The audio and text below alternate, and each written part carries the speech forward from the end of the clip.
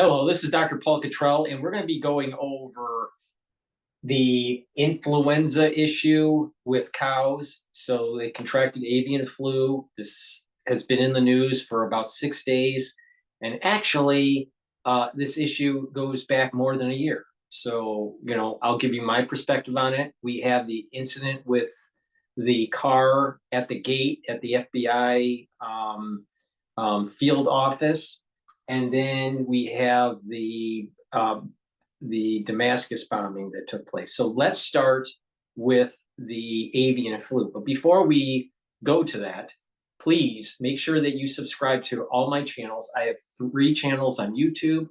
Link is in the description of this video and all my videos. I also have Brighteon, Bitchute, and Rumble. Please subscribe to all those channels. So I have 6 channels for you to subscribe for free. Also, if you would like to help support my news coverage, please be a paid Patreon follower.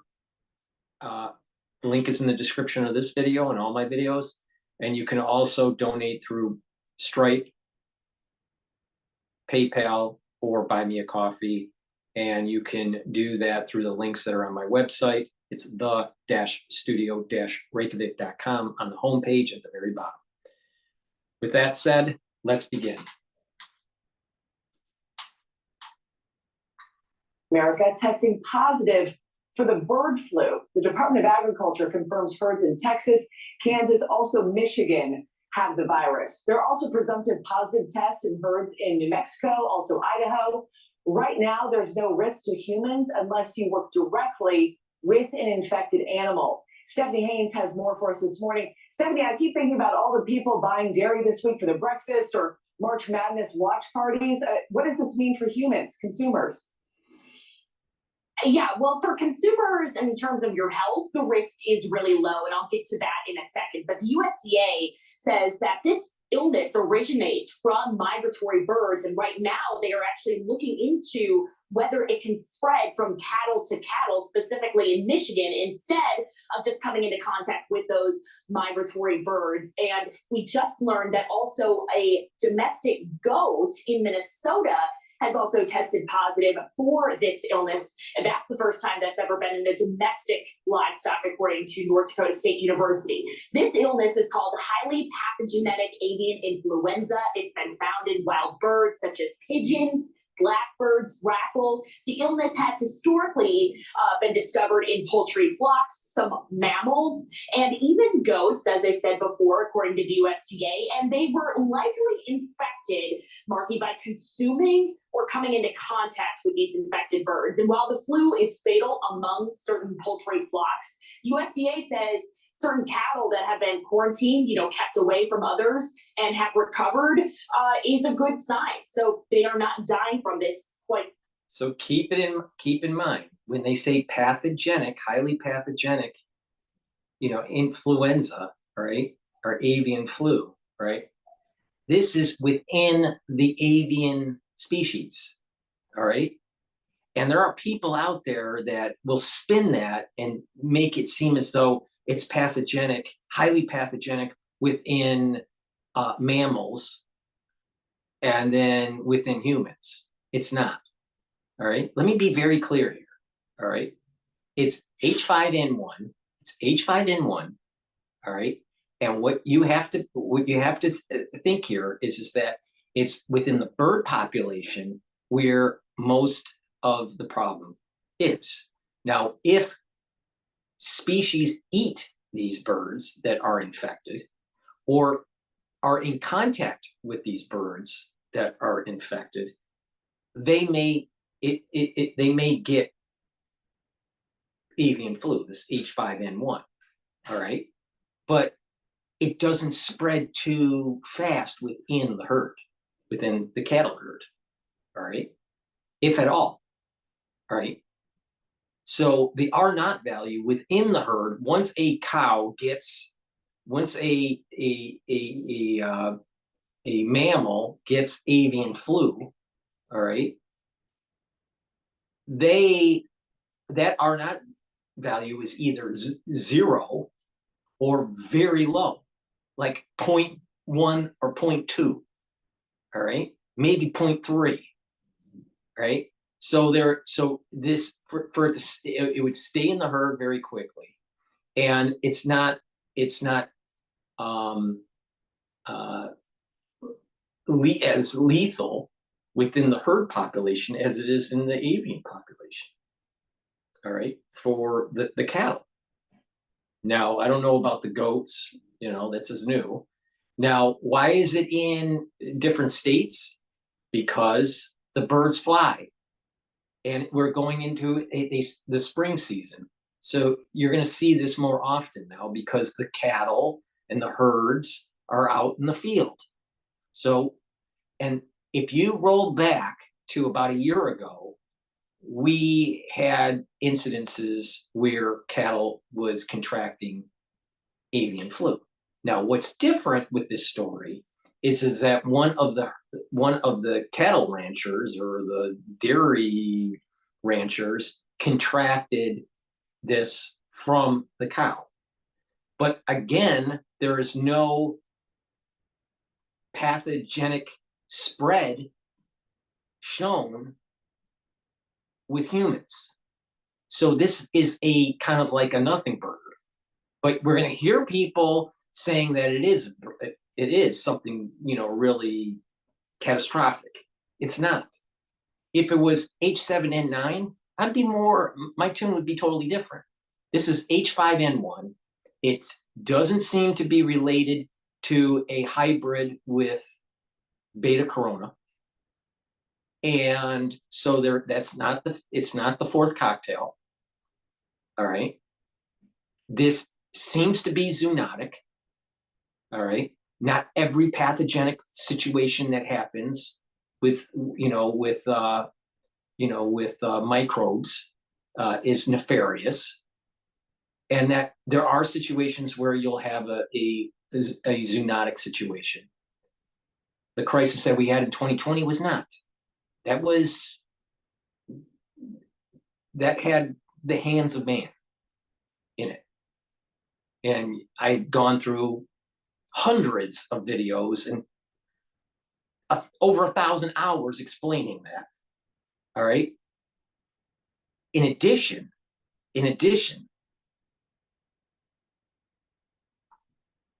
what will happen is that through fear, the dairy supply and potentially the cattle supply may be disrupted because of wasting of the dairy product and potentially calling the herds.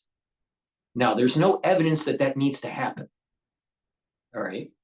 But if enough fear is drummed up in the media, that's what's going to happen to the livestock and the milk supply.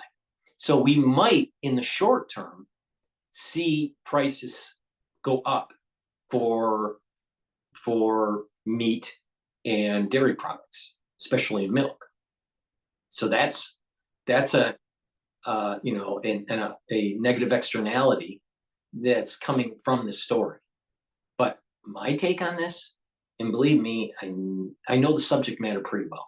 All right. My take on this is that it's zoonotic. This goes all the way back to about a year ago, where the avian flu was penetrating livestock.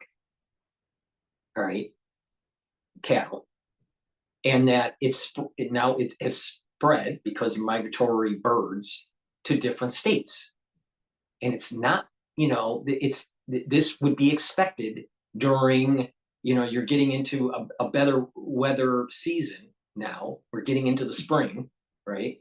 And you're going to have these incidences that potentially happen. All right. The two viruses that are the most surveilled in the United States, maybe even in the world, but at least in the United States, the two most surveilled viruses are influenza and HIV.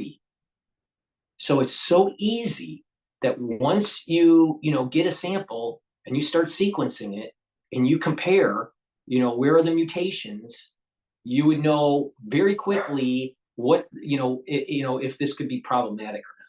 This is not problematic. This is a zoonotic thing that is going to flare up within the livestock and die down. The problem is, as a precautionary measure, there may be some farms where the livestock is culled. I'm not sure if it'll get to that point, but there's a potentiality for it. And then obviously, because it can be passed in the dairy product, then they're going to have to waste the milk. All right, now, if you had milk from a cow that was infected, would it transmit something to you? Most likely not, because of the pasteurization. But it doesn't mean that it would kill all of the virus. Most likely the pasteurization would kill most of the virus. But when you're talking about, thousands or hundreds of thousands of gallons of milk, there may be some particles that are not. Now, would that transmit as an infection to humans? Most likely not. But as a precaution, they're probably going to waste the milk from these farms. Now, are there going to be enough farms that causes a disruption in the supply? Maybe, at least short term, in some locations. All right, so because these are commodities, there might be some behavioral dynamics for the price. All right, so I suspect in the short term that there may be some issues with supply and pricing of these types of commodities. All right, but in terms of, should you be fearful of your life because of H5N1 in cows or in goats in Kansas, in Kansas, Texas, and Michigan, and potentially Nevada and I think it was Idaho or whatever? I would say no.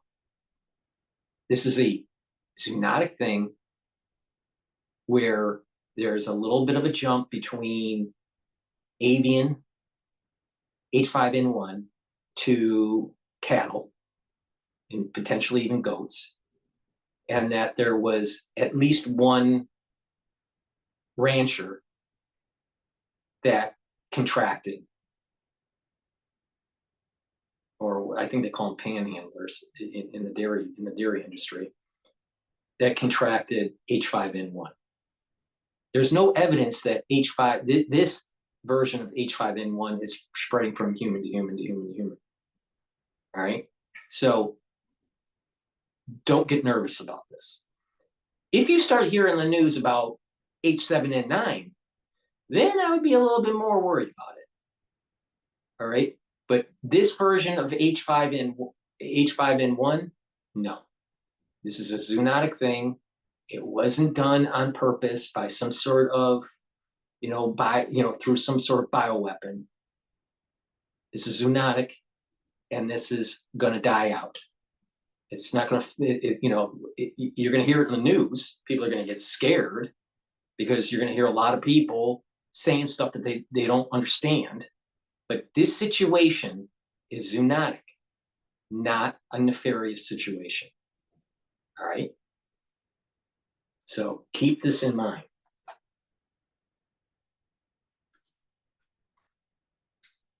Yes.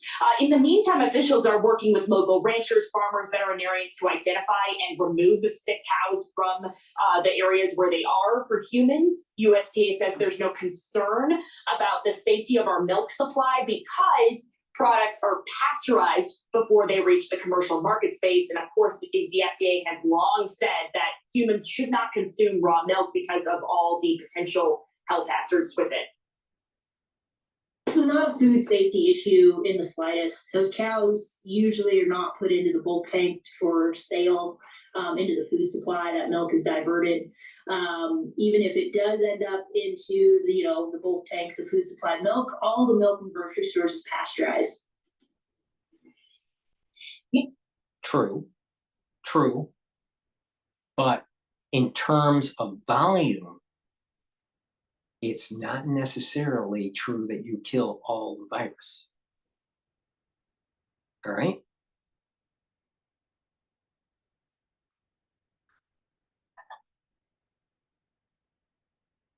There's the issue. But that doesn't mean that you're going to contract it. See, there's a difference between drinking avian flu in a very, very small potential active concentration and contract and actually getting it. Because you got to remember, in this avian flu, the receptor is in the lower part of your lung, not in your intestinal tract. So if you drink it, it's going to just pass through. So yes, pasteurization is going to kill 99.9% of it, right?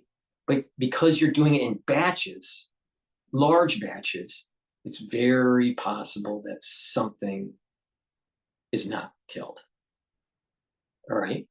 But even if you drink it and some of these particles are not killed off, all right, through the pasteurization, which most are, but even if something gets through, most likely it's at such a low concentration that you won't get infected, all right, unless you actually inhale your milk. When I guess you could inhale your milk if you look at kids the way they eat, but it's such a low probability. I wouldn't worry about it. But if you are listening to the news and they just say all of it is going to be killed off, no, I don't believe that for a second, because of the size of the batches that are being pasteurized.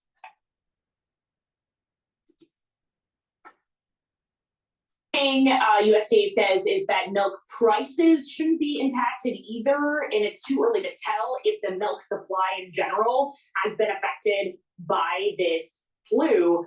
But typically it's this time of year when the milk supply is way up, Marky, just because it's spring and that's sort of the season. Marky. Yeah, really good to know. Stephanie Haynes, thank you so much. We'll keep our eye. So is DrPaulCottrell going to stop drinking milk? No. Am I worried about it? No. Zoonotic. It's going to be in the news for a little while. It's going to get isolated. These cows are going to be either treated or culled, and and it'll go back to normal. This is not new. This is not new, because you roll back the YouTube to 1 year ago, and you'll hear stories that were going on a year ago of avian flu affecting cows. All right. What is new is that you have one incident that up to as I'm recording this on April 1st, 8:30 p.m. All right. The understanding is there's only one person that has contracted this version of avian flu. Now there's other people that have contracted avian flu, right? And the people that were working on the farm, and it was small number of people being getting infected, all right, in different areas of the world or different areas of the country outside of this incident. This is going to just die down and everything will go back to normal. This is not a bioweapon. This is not a forced kind of incident, not a leaked incident or anything like that. Because believe me, trust me on this, all right? What they have in the laboratory is a lot more dangerous for H5N1 than what is floating around with the cows, all right? And they know what this is because they've sequenced it. They've isolated it. So you take a sample from the cows, you take the sample from the milk, and you do your genomic sequencing, and you compare to what is what's been data banked and what's in the laboratories, and what we have. It is a lower version of the crazy stuff that they're doing in the laboratory. Now that doesn't mean that H5N1, because not all H5N1 are the same. All right.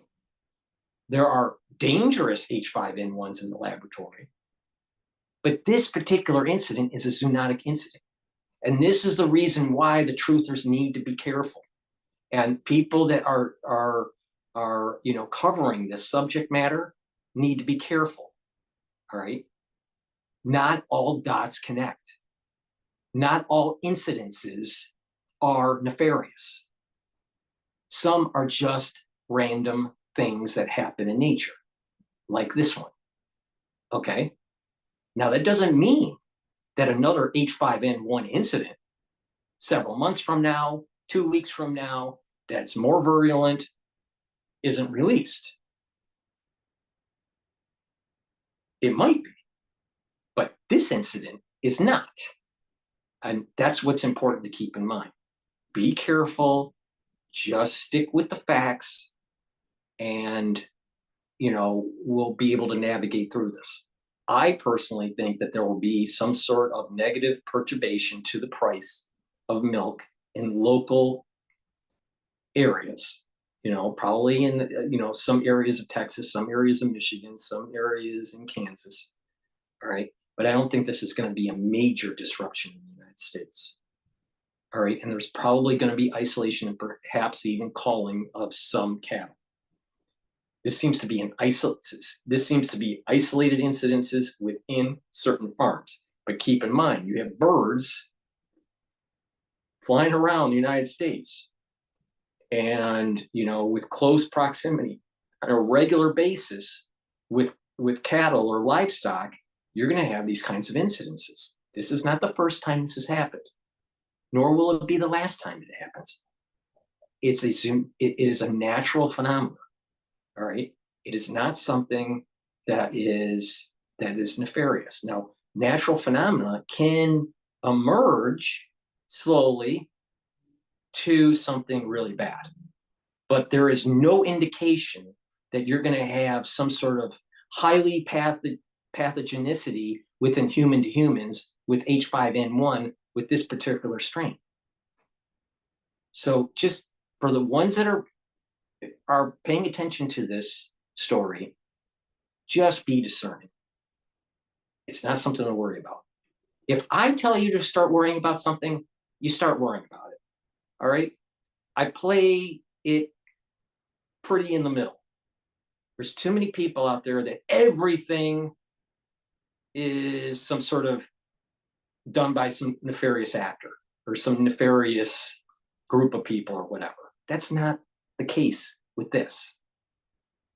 So it's not the fourth cocktail, and it's not supercharged H5N1. It's zoonotic H5N1. And that's a good thing. Just view it as a blessing, not a curse. So, okay, so let's finish the video for this story. Thanks for watching, everybody. Go to joinnn.com to find News Nation on your television provider. Also, don't forget to click that red subscribe button below to get more of News Nation's fact-driven, unbiased coverage. All right, so now I also had another video that I wanted to capture that story.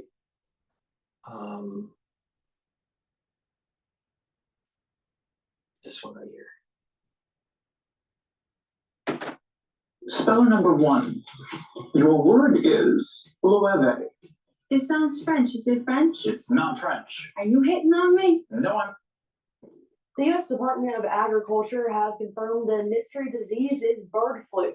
So far, 3 Texas Panhandle dairies have tested positive. Scientists tell me this is the first instance of bird flu being seen in cattle and was likely transferred by infected birds flying from dairy to dairy. This was 5 days ago. All right, so you have 1 year ago they had an issue like this, and then 5 to 6 days ago there were cows that were getting sick and they didn't know why.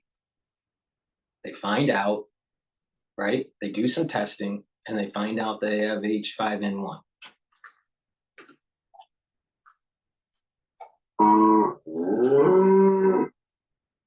We had no idea what was going on. Dairy cows across the Panhandle have been struck by an unexpected illness. Cattle that were producing between 80 and 90 pounds of milk per day we're dropping down below 20 pounds of milk per day. Through testing, the mystery illness has been identified as bird flu. Dr. Matt Garner, a beef and dairy scientist in Amarillo, tells me consumers should not shy away from the dairy section. All milk that we eat, that we buy and consume at the grocery store is pasteurized. And so pasteurization has really been vetted and designed to destroy these types of viruses. Producers, however, are already feeling the effects as milk production is dropping. Putting milk down the drain and it's losing milk from production in cows that should be kind of holding the herd and really be in the heart of that milk check every week. Area veterinary programs like WT and Texas Tech have played a vital role. It's the practitioners that are in charge of the health of these animals are the ones that kind of raise the red flag, and sending out the call for help. Experts tell me this is a new and emerging virus. Many samples are still being collected, and agencies continue to fully understand the virus. Okay, so you have a year ago, this incident, you don't believe me, just take a look at YouTube, you can find it. And, something that happened about 6 days ago, all right? They didn't know what it was. Eventually they do some testing. They find out it's avian flu. Actually, it's H5N1, all right? It's not supercharged H5N1 that's in the laboratories. This is a lower version of it, all right? And this is the thing that is floating around naturally. So don't worry about it. Now, recently, there's been one person, to my knowledge, that contracted it because they were handling the cows, all right? But there's no evidence of this incident spreading human to human, okay? So don't worry about it. Now, I disagree with him that all pasteurization 100% kills pathogens, especially in large quantities. Now, what I didn't know that this video mentioned was that if a cow, and it makes total sense, if a cow is sick, it's going to produce less milk. So the probability that you have milk in the system that is infected is low, on top of pasteurization that kills off anything that might be in the system. But just keep in mind, if someone says pasteurization kills everything, that's bullshit, especially in large quantities, all right? Just keep that in mind. There is no such thing as 100%. They can make it very close, and the larger the batch, the more chance of something, not fully being neutralized, all right? But if milk production goes down radically when a cow is sick, the chances of that milk being in the system is much less, on top of it being pasteurized. So the chances of a glass of milk being, some sort of H5N1 and you drink it, all right, is low. And even if with that low probability, which is possible, but very, very low probability of you drinking that, the chances of you getting sick from it because you're not breathing in your milk, you're probably going to just pass it through your intestinal tract. Because the receptors for the avian flu is actually in your lung, all right?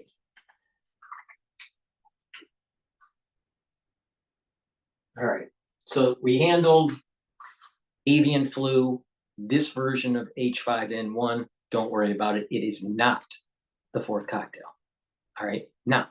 And it's not supercharged H5N1 from the laboratories. All right. Next.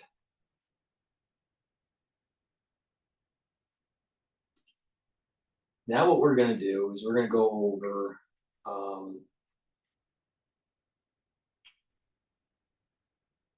I want to go over the airstrike dealing with Israel and Iran. Do you really want to make your holiday special? Tanzania has got so much to offer. From the famous Serengeti National Park, Ngorongoro We are tracking breaking news out of the Middle East, an attack on Iran's consular building in Syria.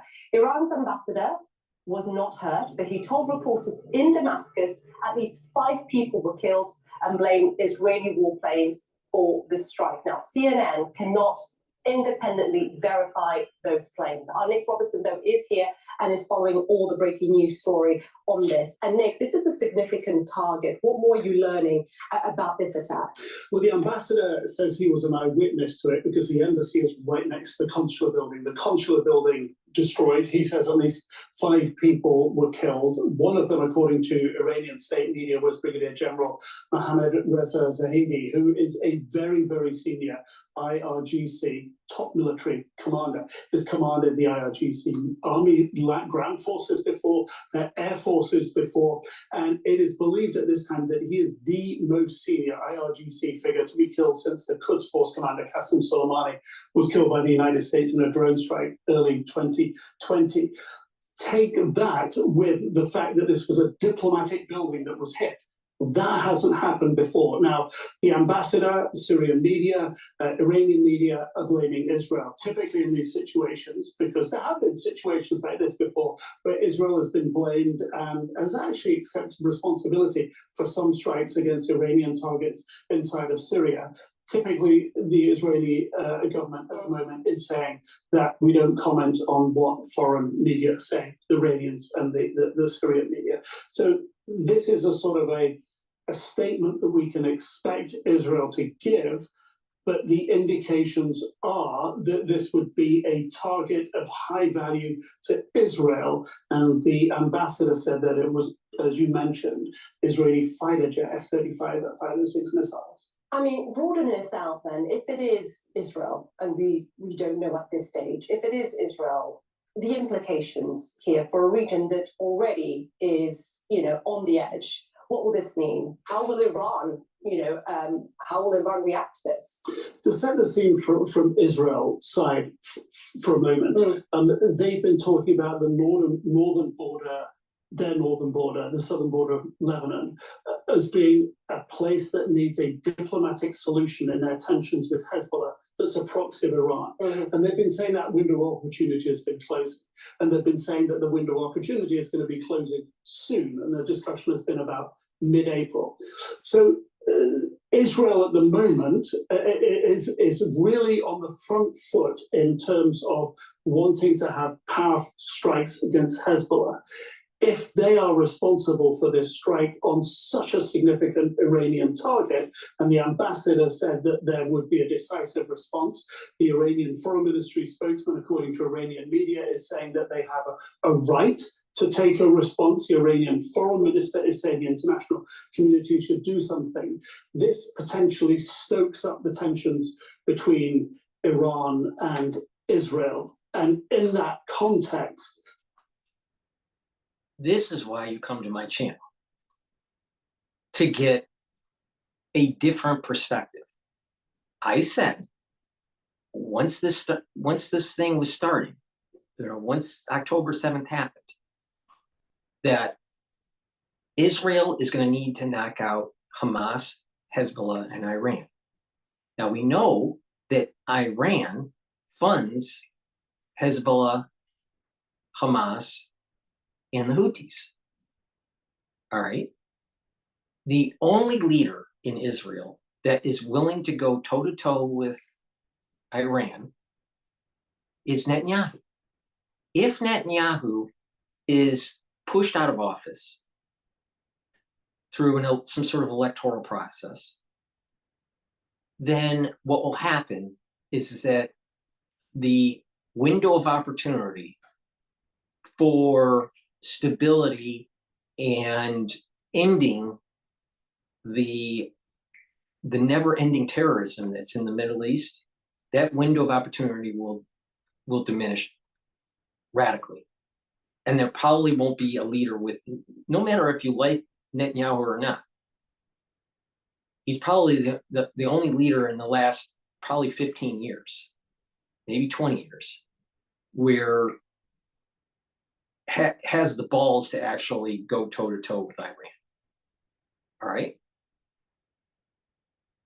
Now, 20 years ago, there wasn't this red heifer thing. And like I keep on saying, the biblical boundaries of Israel means the Sinai Peninsula, the West Bank, parts of Jordan, parts of Lebanon, parts of Syria, and then all of Jerusalem. That means that if a two-state solution can be agreed upon, that means that the Palestinians go into Gaza, and that's Palestine, not the West Bank and not Jerusalem. And this is going to usher in the taking down of the Dome of the Rock and the rebuilding of the temple. Now, 2 decades ago, there weren't red heifers. There has only been 9 red heifers since Moses. Since Moses, on the mountain, all right?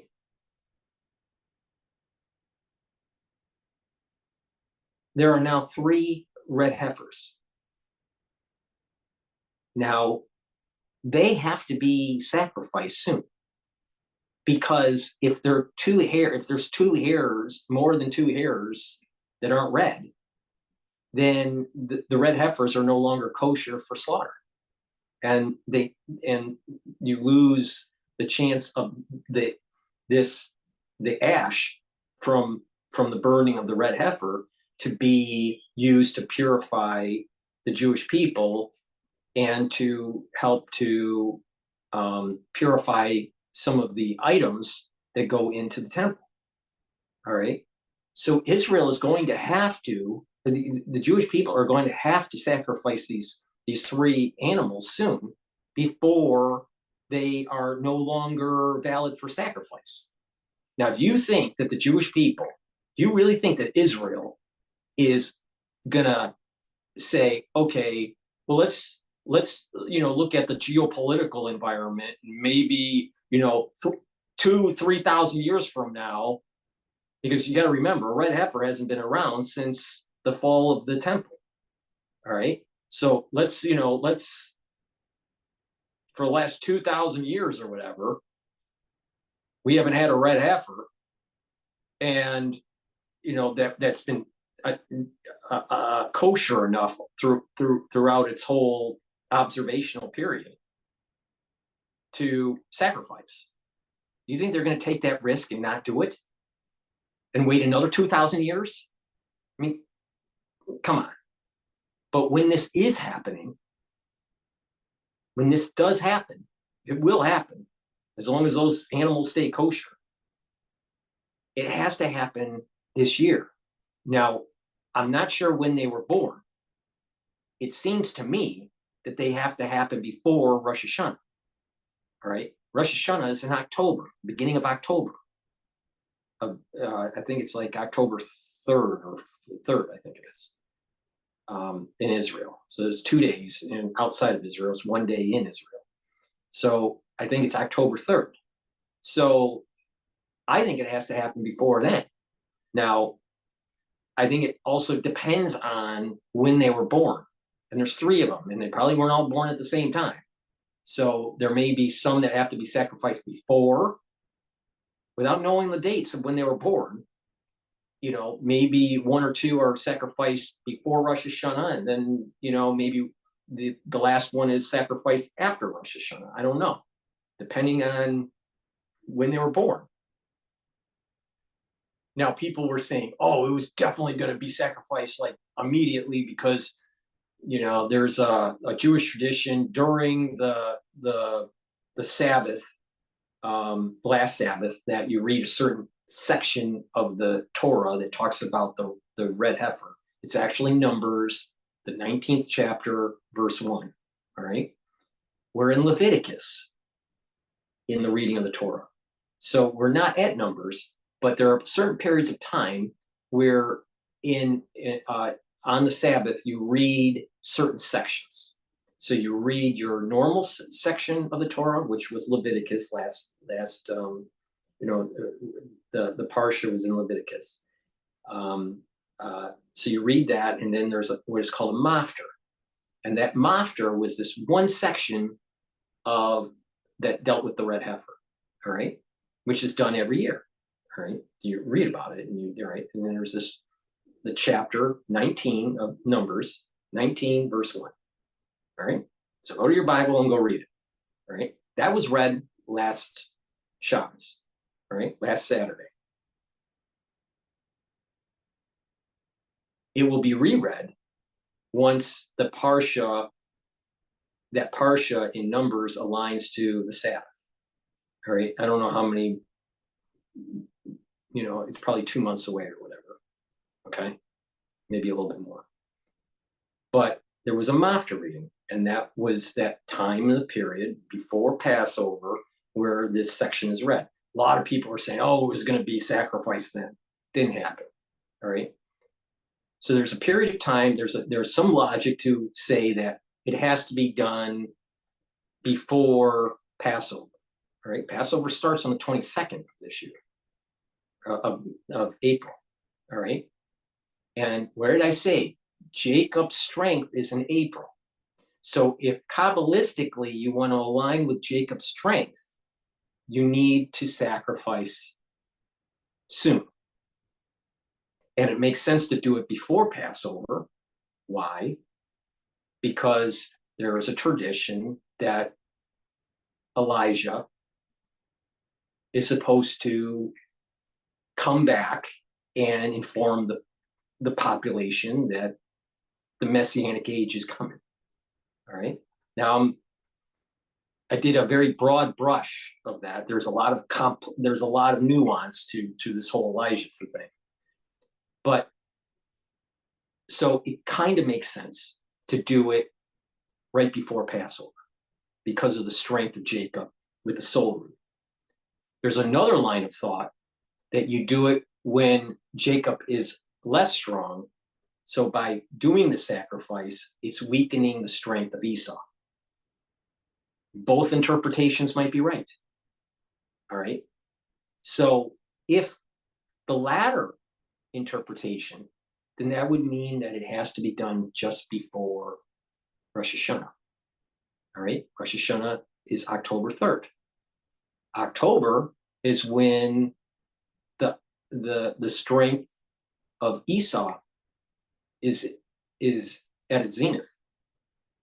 So somewhere maybe at the end of September could be when it's done. But if you push it that far, you're increasing the chances of at least one of those animals to be not viable for the sacrifice. Because if more than two hairs aren't red, they can't do it. All right. So they're going to take it to the absolute minimum and then sacrifice that animal. Now, maybe this thing goes into a stage. Maybe one gets sacrificed right before Passover. Maybe another one gets sacrificed right before Rosh Hashanah. Maybe another one gets sacrificed later down in the year, maybe even all the way into 2025, depending on when they were born. Because we don't know, were they all from the same mother? Were they all born at the same time? I don't know. They could have been, but who knows? But even if they were born at the same time, there may be enough play, because we don't know when they were born exactly. You could stage this. So we might actually see 3 separate burnings, 3 separate slaughterings. Or it could all happen all at once. But play this out, all right? This is where the news doesn't understand. Play this out. It doesn't matter if Israel is bombing Damascus. Once the slaughter happens, they have to take the animal up the ramp and put it on the altar to have it burned. Now, my understanding is, and I'm not a Cohen, but my understanding is once they slaughter it, they take some of the blood and they sprinkle it on the altar. And my understanding is they have to sprinkle it also in the direction of the tabernacle, which probably in this case would be the direction of the Temple Mount. All right. Then they take the animal, the carcass of the animal and the hide of the animal up onto the top of the altar and then burn it. Now, don't you think, now most likely this is all going to be done secretly when they slaughter the animal. But this thing's going to burn for 24 hours or longer. All right. As the night falls, and you see on, I think it's on Mount Olive, all right, but you know, in Jerusalem or just outside of Jerusalem, you'll be able to see this at night as it's burning. Every single news organization is going to have a camera on that flame. Everywhere in the world will see the actual burning of the red heifer. And so when people said in ancient times that the whole world will know, that the messianic age is coming, this is what they're talking about. They're not talking about CNN and smart bombs on Iraq, but it's using the media to spread through all the social media technology that we have now, and this internet that links everybody together. Everyone in the world is actually going to see something that hasn't happened for over 2,000 years. And there's going to be many people in awe. There's going to be many people fearful because they didn't live a proper life. They didn't take, they're not taking the advice of what I've been saying. Take stock of your life and be a better person and position yourself where you're going to get the blessing, not the curse. But when this is starting to take hold and you start to see the flames of the sacrifice, and you see this on every single news organization around the world, and even the small ones like this, and some of the Alex Jones types, and right, and it's also going to be on CNN and MSNBC and Al Jazeera, everywhere. Everyone is going to be covering this. It's going to be the biggest event ever. Way bigger than 9/11. When this happens, there's going to be people that are fearful because they realize deep down inside their soul that they missed the boat, or they're just about to miss the boat. And maybe there's this extra time to be prepared, to get the blessing and not the curse. I don't know if there's going to be enough time for that because I don't know how fast this is all going to unravel. But there's also going to be a big part out there, the Muslim population that knows that it's the countdown of actually the Temple Mount being taken down. Now, it may be taken down in force, or it may be slowly, brick by brick, taken down. I don't know. Probably slowly, brick by brick. Just in terms of the sanctity of the Temple Mount. But they know that burning of the red heifer is the countdown to that Temple Mount being rebuilt and the Dome of the Rock coming down. They know this. They'll freak out. They're going to go. They will go into a gigantic childish hissy fit. But it's a childish hissy fit with weapons. And some of them are unconventional weapons. And this is the reason why it's so important to take out Hamas and Hezbollah and Iran and their military apparatus. Not the people, the military apparatus. When I say take out Iran, I mean the military, not the Iranian people. When I say take out Hezbollah, it's not take out all the people in Syria and Lebanon. And when I say take out Hamas, it doesn't mean take out everyone in Gaza. It's the military apparatus. But keep in mind, the Muslim world, which is over 1 billion people, are going to be very, very pissed. And it's going to be a battle. It's going to be a battle of civilizations. It's going to be the biggest event that you've ever seen in your life. Is the when they are burning those animals, those red heifers, if they burn them, is going to start the countdown to something that the Muslim community cannot stop. And it will be bigger than any event in human history, at least in modern times. Probably the closest thing that man has seen, mankind has experienced, is probably the Exodus and probably, the journey in the desert for 40 years. But the rebooting of the temple and the start of the countdown with these animals, and you have no organization. I'm willing to bet that you have never, ever heard anybody say this. Not even the rabbis have fully grasped what is coming and how this is all going to unravel in a geopolitical sense. There are many that are afraid, but don't be afraid. This is something that's supposed to happen, right? It's not something that just a small group of people want it to happen or are willing to happen. It's something that is much bigger than us.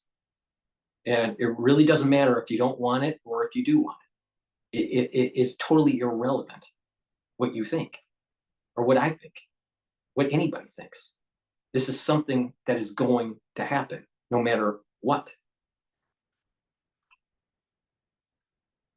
The people in the media and the people that are covering the crisis in Israel, most of them aren't smart enough to be able to fully explain to you where this is all going, like I just did. Israel would anticipate that response could very likely come from Hezbollah. And if it did, then that would give Israel a rationale to strike Hezbollah harder. And this is what the United States fears. This is what European Union officials fear. This is why Secretary of State Antony Blinken is meeting tomorrow.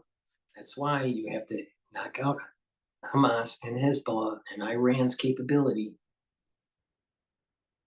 And the more effective that is, the less turmoil will happen when that red heifer starts to be burned on the altar. Now, if the Americans are afraid of some sort of strike to a building that's next to an embassy that might get Iran upset, can you imagine how fearful the Pentagon is with 3 little red cows? We have all this fucking technology in the United States. Trillions of dollars. Trillions. Measured in huge percentages of our GDP, annual GDP. And if you add in all of the spending since World War II, it's much more than 20 or 30% of our GDP. All right. Trillions and trillions and trillions of dollars. And that is just what is accounted for. We're not talking about the black operations that no one knows where the money went. All right. And they're afraid of 3 little red cows. Wake up, guys. Wake up. With the French president in Paris, and they will discuss this issue of Lebanon, Israel, Syria, Iran. It's in this context. The tensions on it are very, very high right now. Yeah, the risk of escalation here clearly very high. And this is something, like you said, that Secretary Blinken has been going to the region. I don't know how, trip number 5, 6, I can't remember, trying to keep a lid. So use in your brain, do a mental experiment. if you don't knock out Hezbollah, Hamas, and Iran's military capability, and the red heifers have to be burned at a certain time, within a time frame where they're not kosher, don't you think that the fight in the Middle East will be much worse? The red heifers are going to get burned. All right. Don't you think that not knocking out the military capability of this evil axis would make things worse? So don't you think that it makes a lot of sense to knock it out? So the uproar in the Middle East will be at least manageable when the red heifers are burned. See, again, like I said, we're sort of in control, even though it doesn't matter, what we think in terms of, do we want the red heifers to be burned? Do we want the Temple Mount to be rebuilt or whatever? The Dome of the Rock is coming down. The Temple Mount is being rebuilt. The size of Israel is getting it back to the biblical times. Now, do we want to do this peacefully, surgically, or do we want it to be more bloody? It's up to us. But I do know this. You're not knocking out Hezbollah, Hamas, and Iran. It's going to be a lot bloodier. So now you can start to see how this is all unraveling and how we are not in control of this. We think we are in control. We are not in control of this. You think you're going to be able to diffuse it? No. So we're looking, what is the US saying at this juncture then? I haven't heard what they've said so far, and it's not clear. If Israel was to take responsibility for it, then I think we could expect to hear something publicly from the United States. If you go back to just after Christmas, there was a senior IRGC figure, not anywhere near as senior as this one, an advisor to Syrian forces, who was killed by a strike in and around Damascus just after Christmas. Again, Israel at that time said they weren't responsible, but later on Israeli officials admitted that they were responsible for that strike. The United States is trying its best to de-escalate those tensions. It wants the ceasefire in Gaza. Meanwhile, Israel's got 100,000 people who can't go home along the northern border because it's too dangerous, because of the escalation in tensions. And there is some in the military and political establishment in Israel who believe that this is a necessary time to take out Hezbollah's military capability. So it's coming. Is this a spark to set off the tinderbox? Everything we've seen so far, Israel has calculated, and I was just looking at an interview I did with a former head of Israeli military intelligence a few months ago, and he said, so far, everything Israel has done has been within a red line, not to cause Iran to escalate, because Iran knows it has a lot at stake at the moment. Is this another calculation by Israel, taking it right to the wire? We don't know. And what is Iran's response? It was a very big response when Qasem Soleimani was killed.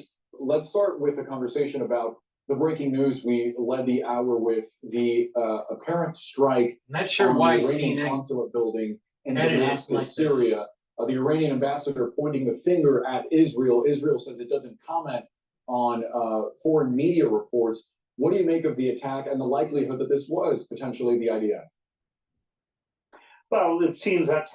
My name is Katerina. I'm action field coordinator in Odessa. I'm Vladimir, team leader, Director Disposal Team Party Ukraine. Well, it seems that's the highest likelihood that it was the IDF, not a certainty. It's a fascinating and in some ways risky move. You're going to now bet about how the Iranians will respond. The Israelis, until now, have taken the position that they will go after Iranian commanders or anyone else who they believe are masterminds behind the attacks on Israelis from Lebanon and all that. But the problem is here that they are still deeply engaged in Gaza, and the whole effort has been to keep this war from spreading to the north. And this may well give the Iranians an excuse to do that. Until now, as you've heard from Natasha Bertrand, we've seen something of a calming down. And this could undo all of that and inflame the situation pretty quickly. David, put that into context for us in the prism of where Prime Minister Benjamin Netanyahu is right now, because he is at a point of vulnerability as we've watched these protests escalate over recent days, and especially into the weekend, as we saw with Melissa Bell, with tents being set up outside the Israeli parliament. What is the significance of the timing here? Well, there are two possibilities that come immediately to mind. One is the timing was merely a military moment of opportunity, where they knew where these commanders were and they had an open shot at them, and one where they thought they might be able to minimize civilian casualties, although right now we don't know what those casualties may have been. The other is that Prime Minister Netanyahu sees the risk of an expanded war as politically beneficial potentially to him, that his entire reason for staying in office has been to defend Israel in the wake of the October 7 attacks. And of course, the American concern is that he has done this in the hardest possible way, in a way that has cost at least 30,000 lives so far. And those protests that you saw marked sort of the end of that period of grace that Netanyahu. Hamas embedded themselves in the population. Hamas needs to be killed. They know the only way to get the international sympathy is to try to create a situation where they maximize the potentiality of collateral damage. The Israelis are going to fucking kill Hamas, independent if there are going to be people, around. All right, they're going to try to minimize the damage. But the problem here is that Hamas is embedding themselves within the population, which is a war crime. But no one talks about that. See, we're moving towards nuclear war, guys. But the answer isn't, stop the nuclear war. All right? What's going to happen here is that there's going to be ushering in a messianic age to stop this crap, because mankind can't do it themselves.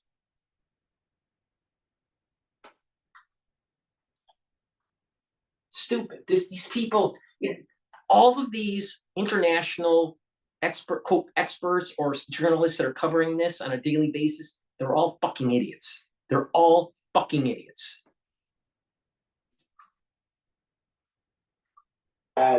Where the Israelis sort of took the view that even if he was not their preferred leader, he was their wartime leader. And you're now seeing that fracture. He may see some benefit in the war revving up. Netanyahu has to knock out Iran. Absolutely.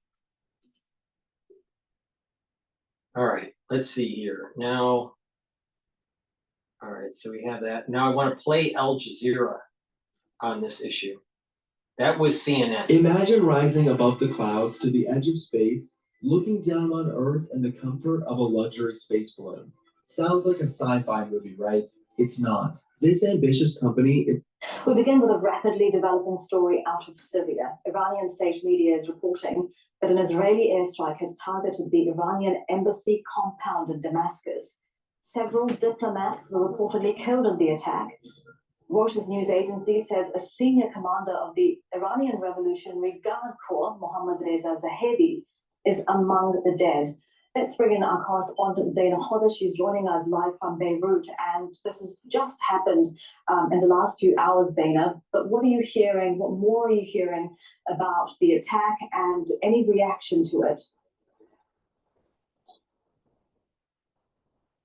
This is very much a developing story.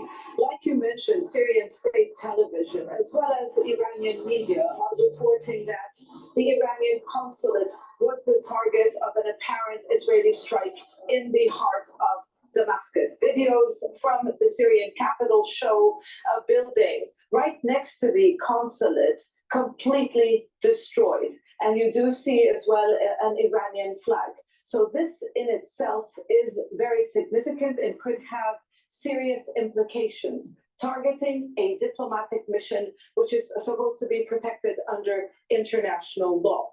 Now, Iranian state television is saying that diplomats were killed in that strike, but security sources have been quoted as saying that a top-ranking Quds Force commander, an Iranian commander in the Revolutionary Guards, Mohammad Reza Zahedi, was killed in that strike. He won't be the first Iranian commander or killing a commander that is funding, supplying, helping terrorists like Hezbollah and Hamas and the Houthis is a good thing. And because of that, on PNN, please go to my store, the-studio-reykjavik.com, and celebrate killing this fucker. Because it's people like him that actually have been knocking down our drones and hitting our bases and hitting our ships. It's time to act. It's time to stop worrying about what the Muslims are going to think. So please go to my store, the-studio-reykjavik.com, and get the structural nano silver, max 14 or max 35. You take a teaspoon of it a day, you swish it in your mouth, you gargle, you swallow it, and it'll neutralize pathogens. You know, the bad guys. It'll neutralize the bad guys that try to make you sick. Just like what Israel did in knocking out the bad guys today. All right? It was a good day, knocking out the bad guys. So you want good days, right? So please go to my store, the-studio-reykjavik.com, and get the max 35 or the max 14 or the silver solution. Take a teaspoon of it a day. If you're not feeling well, take a tablespoon or two a day. Because sometimes if you're not feeling well, you know, maybe you need not just one missile strike on a terrorist. Maybe you need two. Maybe you need three. Take the structural nanosilver and neutralize those pathogens. Also go to my store, the-studio-reykjavik.com. Link is in the description of this video, and get the ashwagandha root. Why? Because it brings down your blood glucose levels. That's a good thing because it brings down that inflammation to prevent cardiovascular disease. And by bringing down inflammation, you're going to help with your immune system. All right. Now, there are some people that are hypoglycemic, low blood glucose. Don't take ashwagandha then. Most people in the United States have hyperglycemia, so they have more glucose than they need. And this is going to help you. So go to my store, the-studio-reykjavik.com, and get ashwagandha. Resveratrol, really important as an antioxidant, and it helps to get rid of senescent cells. It's part of an anti-aging protocol. It's synergistic with C60. Probiotic, really important to get that proper gut biome. I have it in a capsule form and I also have it in a powder form. This one's a powder. You mix it with your food. I take it in mid-afternoon, and you'll notice that your metabolism is better, and you're going to get a better communication between your gut and your liver and your gut and your brain. So please go to the store and get the probiotic. Clarity factor, really important so you don't have brain fog. Take it every day. It'll reduce the brain fog, and it'll get those dendrites firing. And by getting those dendrites firing, you'll have better mental acuity. So go to my store, the-studio-reykjavik.com, and get the clarity factor. And since terrorists always give you stress, to bring down that stress, to bring down those pro-inflammatory cytokines, take turmeric. Because what will happen, this is a very good antioxidant, but if you take this on a regular basis, you're bringing down those pro-inflammatory cytokines, bring down that inflammation, and you're slowing down the aging process, and you're boosting up your immune system because it's not chronically being needed. So this is part of the anti-aging protocol.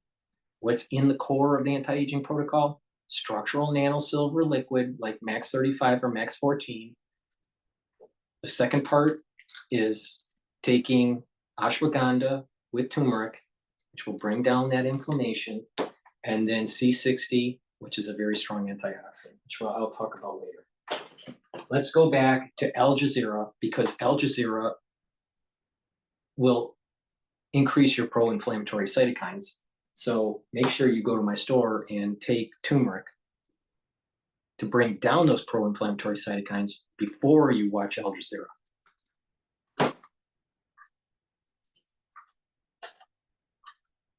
To have been killed in recent months. Israel has carried out numerous assassinations in recent months, targeting Iranian commanders as well as those commanders allied with Iran.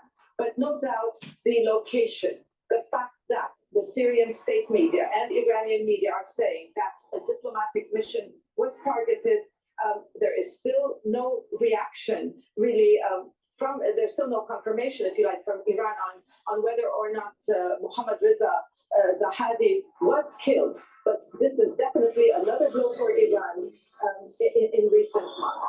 Absolutely, Zaina. And as you've been saying, and as we've been reporting for certainly since the war on Gaza began, but for years before that, the Israeli government and military have carried out assassinations, have killed senior members of the Iranian Revolutionary Guard Corps. But have they ever carried out an attack such as this on an embassy building? This is what is significant about this strike, and this is why it could have serious implications. It really crosses red lines. Now, how will... My understanding is it's a building next to the embassy. Maybe it is an embassy building, but my understanding is it's a building next to the embassy. Iran react. Many have said that Israel has been acting with little restraint, crossing red lines, because Iran's response has been restraint, whether it's Iran or whether it's allies in the region. You mentioned that Israel has been hitting Iranian and Iranian-linked targets in Syria for years now, preventing them from entrenching themselves militarily. But since October, since the war on Gaza, and since the group's part of the network of the so-called Axis of Resistance, which is led by Iran, opened fronts against Israeli forces to help Palestinians in Gaza, then we've seen an uptick of Israeli strikes in Syria, going after commanders, warehouses, really trying to degrade their operational capabilities. And when you take out commanders, like if indeed... Now think about what the Palestinians in the Muslim community at large, and even the people that aren't Muslim, but are ultra-liberal, supporting the Hamas, right? They're all saying, oh, Israel, you're so bad. You're causing all this damage. The proportionality of destruction isn't equal, and blah, blah, blah.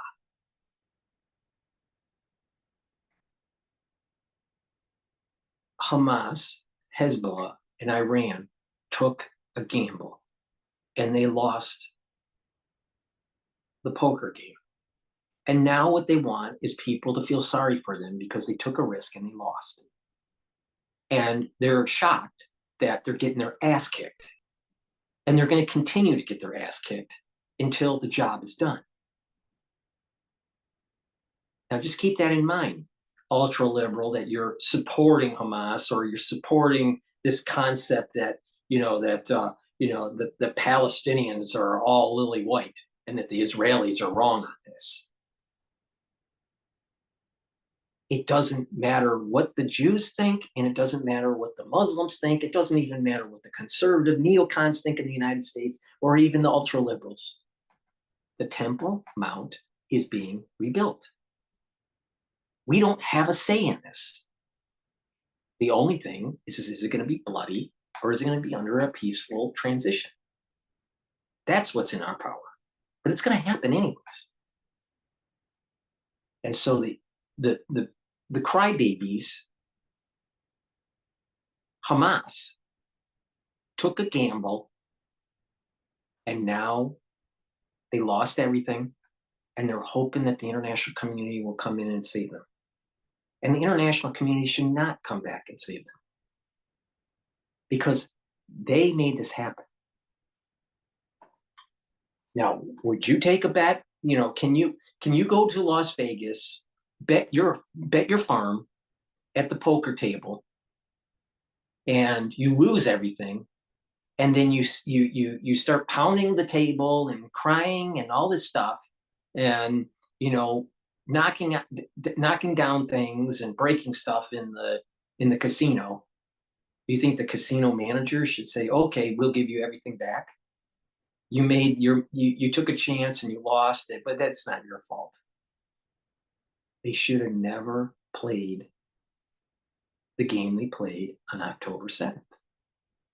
It's their fault. They lost. And now there's ramifications.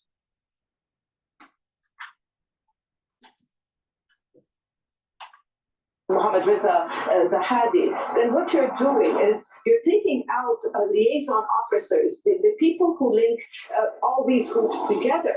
Now, if you talk to anybody in Israel, what they will say is that they believe that Iran uses its diplomatic missions, whether in Beirut, whether in Damascus or elsewhere, for meetings, for planning meetings. They use it as some sort of a headquarters. So they, in one way or another, are trying to justify, targeting this building. But no doubt, this is a serious development. There's already tensions across the region, triggered by the war on Gaza. How will Iran react? If it does not react, then there will be no deterrence. And this could continue. And Israel will feel that it is able to take out, whether commanders in Syria or in Lebanon. Just yesterday, there was another targeted assassination in the south of the country. A member of Hezbollah killed in that strike in southern Lebanon. That's right, Zaina. And just as you're saying, one of the biggest questions now is how is Iran going to respond? They have said many times. Why does she need to be right in the middle of the street with all the cars? Since the war on Gaza began, and while members of the Iranian Revolutionary Guard Corps have been killed, that they will respond. Just how difficult a position does this massive escalation put Iran in, and how much more dangerous does this make the entire conflict spilling over Gaza's borders and into the region? Well, no doubt, if they do not react and do not respond, then there will be no deterrence, and Israel will continue to carry out these targeted assassinations. But there are very difficult choices here. Let me give you just one example. The front, the South Lebanon, Northern Israel front. Hezbollah opened a front to help Palestinians in Gaza. It is targeting military positions of the Israeli army in the north of the country. It feels that it is putting a lot of pressure on the government because tens of thousands of people were forced to leave their homes in northern Israel. So this is added pressure on the Israeli government. Now, but if Hezbollah were to fire rockets, and it has the capabilities to do so, thousands of rockets on a daily basis, and hit Tel Aviv and hit Haifa, then Israel could also hit Beirut. It could also hit Hezbollah, areas where Hezbollah supporters live, leaving hundreds of thousands of people without homes. So these are very difficult choices, for Hezbollah or for Iran to make, because there's massive destruction on both sides. But again, there is this need for the deterrence in order for these targeted assassinations to stop. What we're seeing really is an uptick in Israeli strikes in Syria becoming more frequent. There was a strike yesterday. There was a strike 2 days ago or 3 days ago in Aleppo. More than 50 were killed in Syria. Many of them were Syrian military personnel, and at least 7 of them were members of the Lebanese armed group Hezbollah. So Israel's strategy seems to be to try to degrade and weaken their enemies, whether it is in Syria, whether it is in Lebanon, whether it involves targeting commanders, whether it involves targeting what it says are military assets, warehouses. So this conflict really is on a dangerous and slippery slope, a conflict, regional tensions that have been triggered by the war on Gaza. And as long as that war continues, then the tensions will only escalate. And there will be no way to de-escalate this conflict because, for example, here in Lebanon, Hezbollah has made it clear they will not halt the fighting until the war on Gaza ends.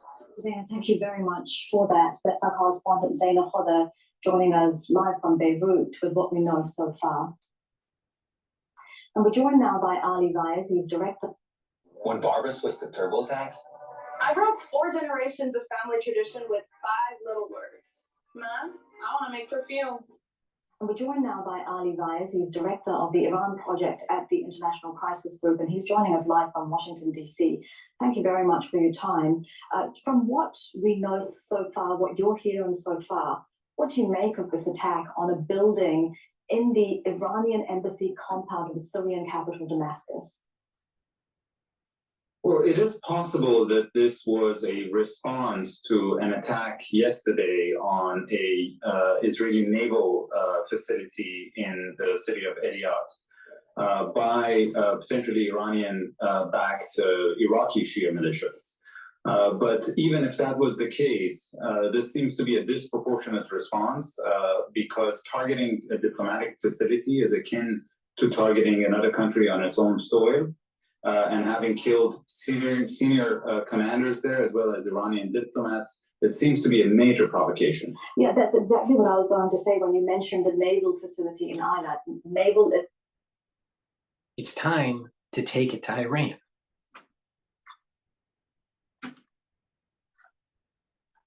Military installation. This is a diplomatic facilities. Our correspondent Zaina was talking about how this conflict is on a dangerous and slippery slope. Just how much more dangerous has this situation become after this latest attack? Look, overall, this seems to still be a low simmer regional war. It's not yet an all-out regional conflict, but it does appear that Israel is trying to do everything in its power to expand the conflict, or at least there are some elements in Israel who see benefits, political benefits possibly, from expanding and prolonging this conflict by dragging Iran and Hezbollah into it. This is at the same time putting Israel in a really win-win situation because Israel knows Iran doesn't want to get dragged into a regional war. And so if it escalates its attacks against Iranian assets and personnel in Syria, it probably would be cost-free. And if Iran does respond and retaliate, then it becomes a justified pretext for expanding the war. Yeah, I mean, you say that Israel knows that Iran doesn't want to expand this conflict, but it has to respond, doesn't it? Several members of its Iranian Revolutionary Guard have been killed since the war on Gaza began, and now this attack. That's right. And we have come a long way from the time that Israel wanted to target Iranian assets in Syria. It would actually give some warning to the Russians so that there will be no Iranian casualties or fatalities. Now we're seeing that not only Israel is almost on a weekly basis targeting Iranian assets, but is actually targeting to kill. And now it has escalated significantly by targeting a diplomatic facility. But look, Iran, again, has plenty of experience with these kind of conflicts. And right now, its strategic interest seems to be in trying to prevent falling into this trap that it believes Israel has laid for it. And so if I wanted to bet, I would bet that a likely Iranian response is going to come through its proxies or its partners in the region. We might see attacks on Israeli vessels in the Red Sea by the Houthis, or we might see resumption of attacks by Shia militias in Iraq and Syria on U.S. Facilities. But it's very unlikely that Iran would respond directly.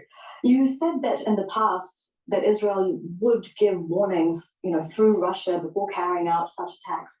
on Iranian installations, on Iranian assets in Syria. Why isn't that happening now? And does it have anything to do with the fact that Russia has been very outspoken against Israel's war on Gaza? Well, Russia's relationship with Israel has suffered since the Gaza war. There's no doubt about it. And there seems to be less deconfliction and coordination between the Israelis and the Russians.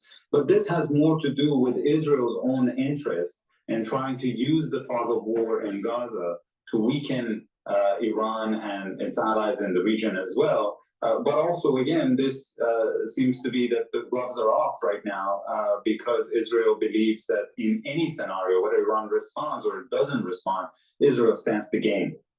And lastly, Mr. Myers, we've heard a lot from the United States, Israel's biggest ally, of course, about not wanting this conflict to expand.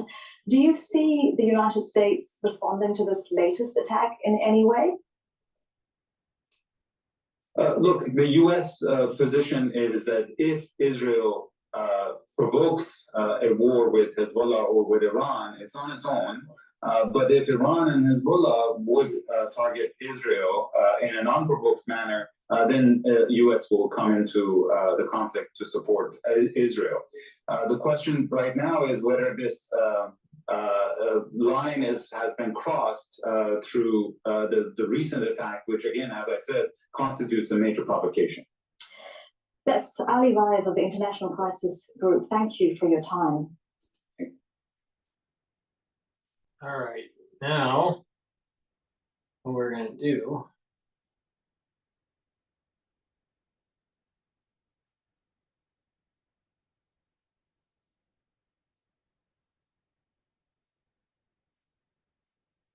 this is another Al Jazeera.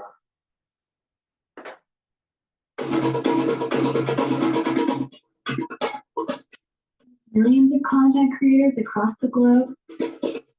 Among the dead is a senior commander of the Islamic Revolutionary Guard Corps. Several of the embassy's diplomats have also reportedly been killed in the attack. Iran's foreign minister says the Israeli attack is a breach of all international conventions. Let's bring in our correspondent, Zaina Hoda. She's joining us live from Beirut. And Zaina, Iran saying that a consular annex was attacked by fighter jets. What are you learning about this incident?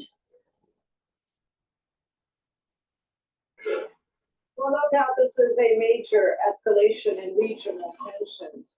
Both Syria and Iran are accusing Israel of targeting the Iranian consulate in the heart of the Syrian capital, Damascus. This is just basically repeating what they just said in the previous one. All right. What was another thing I wanted to play here?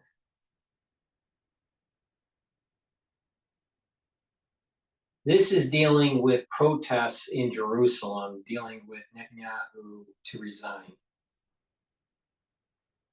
Well, as Netanyahu was speaking on Sunday, thousands were again taking to the streets of Jerusalem and other Israeli cities, calling for his resignation and the release of all hostages in Gaza. Now, the protests are still ongoing. The Israeli Prime Minister met with the family of one of the hostages on Sunday. The father of 19-year-old Nama Levy told Israel's army radio that they left the meeting, quote, disturbed and with no good news. Nadav Salzberger from the Change Generation movement is leading the Tel Aviv protests, and he told the UK's Telegraph newspaper on Sunday that the protests over the weekend were, quote, an eruption of underground currents that have reached the boiling point. And he joins us now live from Jerusalem. Great to see you, Nadav. Thank you so much for taking the time today. Look, over the weekend, we saw an eruption of anti-government protests across many parts of Israel, but your specific movement is calling for something very specific. I want you to take me through what you and your members want. Thank you. So first of all, I want to start by mentioning the 134 hostages still held captive in Gaza, including women, elderly, and children. We are fighting and praying for their immediate release. We are a movement called the Change Generation. After October 7th, we realized that Netanyahu and his coalition have no intent of taking responsibility over the worst disaster in Israel's history. So we have taken to the streets and we formed a young movement comprised of young Israelis, reservists, and students with the goal of replacing the current government with a responsible government, one deserving of the Israeli people. That is our goal. So you're calling for elections and a change in governments, essentially? Yes.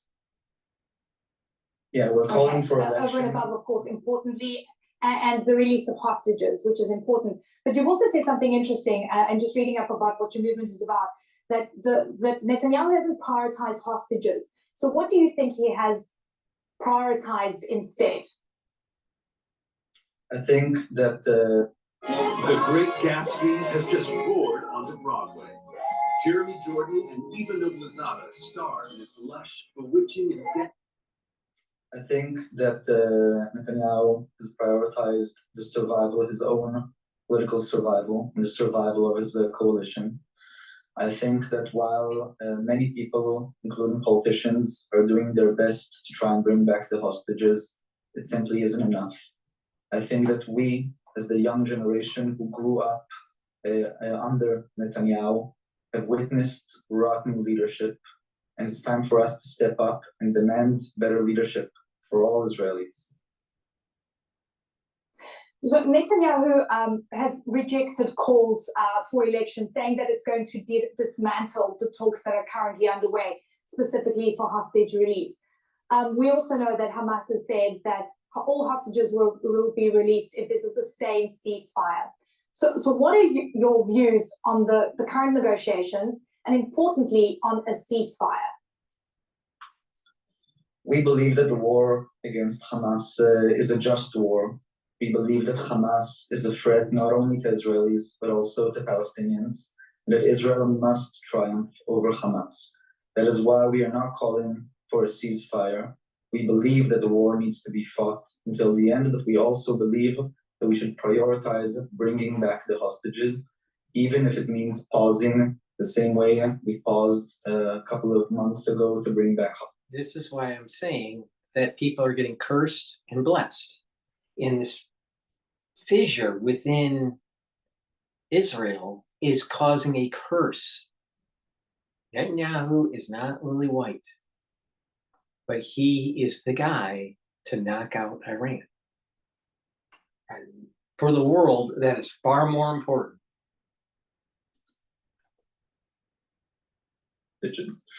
And we also believe that declaring a schedule for elections a couple of months from now will not hurt or damage neither the war efforts or the efforts to bring back the hostages, but rather allow the current government to act without being dependent on politics or its own survival. My take on this is that their political wing, or their group that has assembled to try to push out Netanyahu, they want to knock out Hamas, but they don't want to take this any further. Because you got to remember, there are a lot of liberal Jews in Israel that is antithetical to what I've been saying that this is all moving towards. Now, again, it doesn't matter what he thinks or what I think or what you think or what anyone thinks, because it's going to happen. What's in our power, and I keep on saying this, but it doesn't sink in to people, is how bloody it's going to get. Going down this road with what he wants to do will make it more bloody.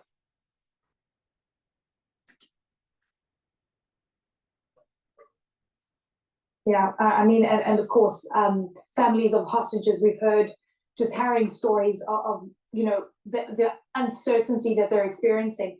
I want to turn now to the UN Security Council resolution that within it said that famine is setting in Gaza right now.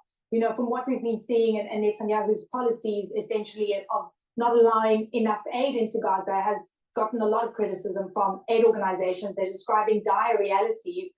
From your perspective, How are you viewing this? And does this worry you and your members, importantly?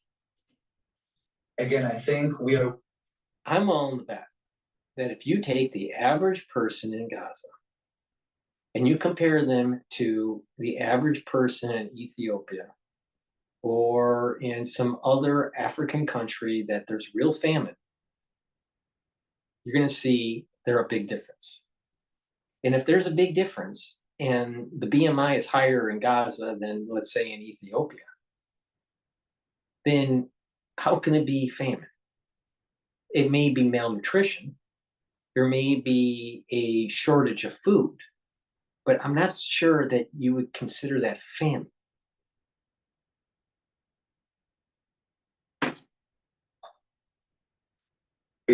For our future in Israel, for the future of the region.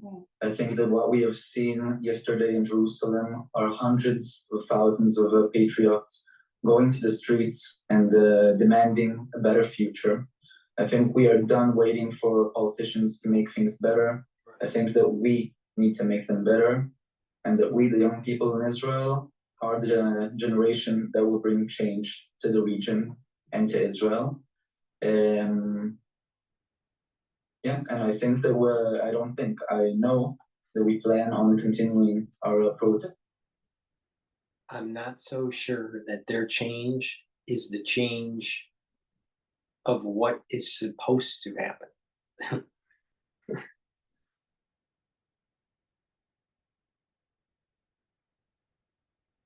Some of their heart is in the right place, but because there's a liberal bent to it, it's not fully aligned with what's supposed to happen. And there's this problem that's taking place. You know, a group of people that's only about war, they're not fully aligned with what's supposed to happen. If there's a group that's fully aligned with just give peace a chance, like John Lennon, you know, that are not fully aligned with what's supposed to happen. There's a middle ground. And my understanding of what's been going on in Israel with the conservatives versus the liberals is that the liberals have moved away from the religion, have moved away from this concept of following Torah. And that is not aligned with what is happening. What is the countdown, this rebooting of the temple and rebuilding of the Temple Mount and bringing down the Dome of the Rock.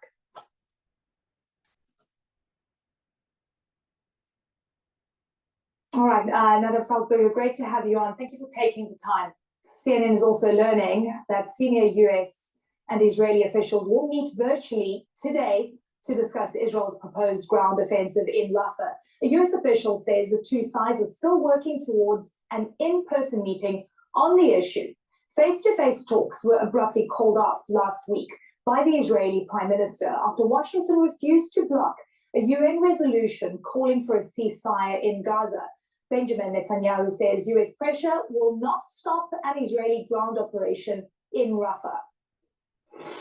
We will go into Rafah and eliminate Hamas battalions there for one simple reason. There is no victory without entering Rafah, and there is no victory without eliminating Hamas battalions there. Yep.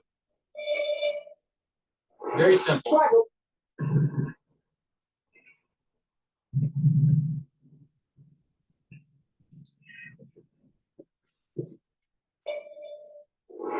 Right, we'll talk back on, and I want to head to Washington now and bring in CNN's Natasha Bertrand. Natasha, I want to get into what the US has repeatedly said, and it's warned Israel about a siege into Rafah. In this virtual meeting aimed at Netanyahu, do you think that he's going to be able to convince the US that they have a workable plan? Can the US be convinced of a Rafah operation? Well, the answer is that it really depends, because as of right now, the U.S. is extremely skeptical, and they've been urging Israeli officials, including in talks with the Israeli defense. U.S. officials only care about the optics. how it's going to affect the Democratic Party in the election, because they need Michigan as the swing state. And if they lose Michigan, they will lose the presidency. That's a big part of it. And the other part is the Pentagon can't win a war. They're afraid. They're afraid. Remember what I was saying? When the red heifers are burned on the altar, when, I'm not sure, but it has to be sometime around this year, right? When that happens, there's going to be a lot of people that are fearful, because all over the world, every single news network is going to have their camera, their video feed showing the burning of the red heifers. And you're going to see part of that during the day, and you're going to see part of it during the night. And there's going to be a large part of the population in the world that's fearful, because deep down inside, their soul knows that it's going to get judged because of those ashes. And there's another group of people that are going to say, I'm not fearful because I'm ready. I can take this. I can, some people are going to say, I'm going to be able to harness this and be a better person and be part of something new and more peaceful, more pure. The United States is too afraid to do the right thing. Instead, they want to look for expediency. They want a pragmatic solution. And they're not paying attention. They're not paying attention to the event, the big event that's happening.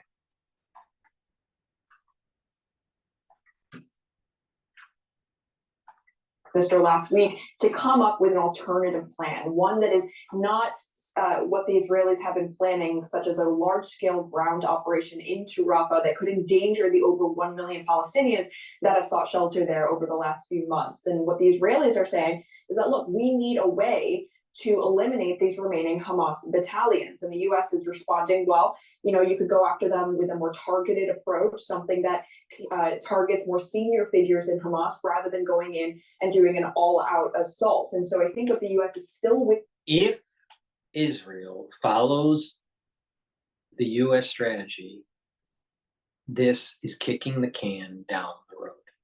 And this is not the first time Israel stopped being aggressive because the United States said stop.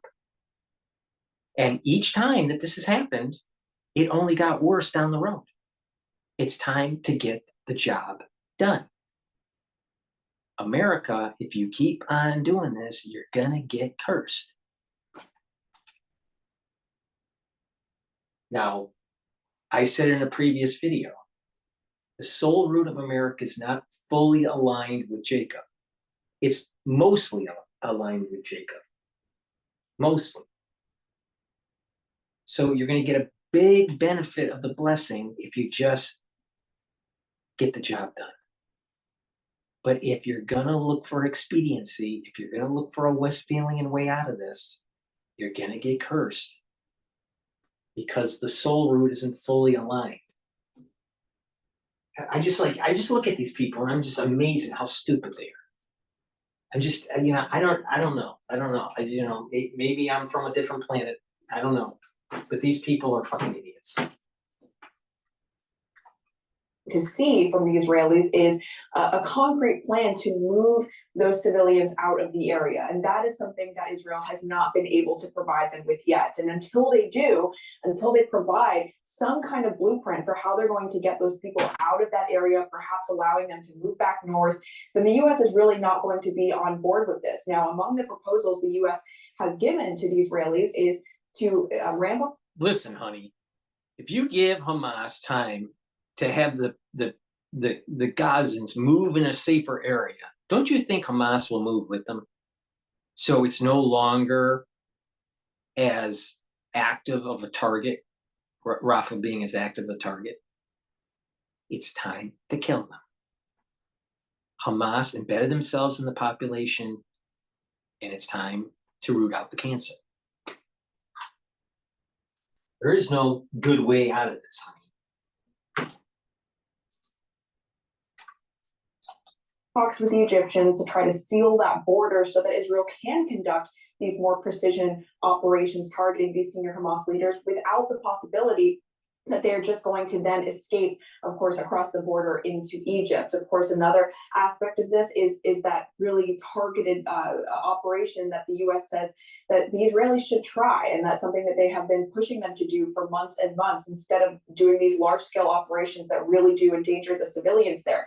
But the Israelis are going to do what they're going to do, and that is the message that we got last week in talks with Israeli officials, is that they are going to do what they believe is best for eliminating the remaining Hamas battalions in that area. Now, whether there are any consequences for the Israelis ignoring the Americans' advice, that remains to be seen, because we have seen that the U.S. has continued to provide them with weapons, with intelligence to help them prosecute this war against Hamas. And so the question now is, are there any red lines here? If the Israelis do move forward with this operation in Rafah, how is the U.S. going to respond, especially if it's in a way that the U.S. has explicitly advised against? Delaney.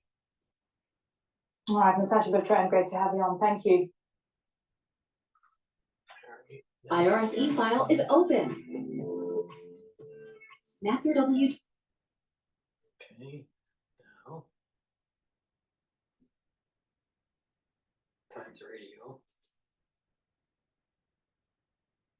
Today, we see the strike in Damascus. So this is one of the most significant moments, in my opinion, in the north, where this conflict has been taking shape between Hezbollah and Israel, and a bit of a shadow war between Israel and Iran taking place inside Syria.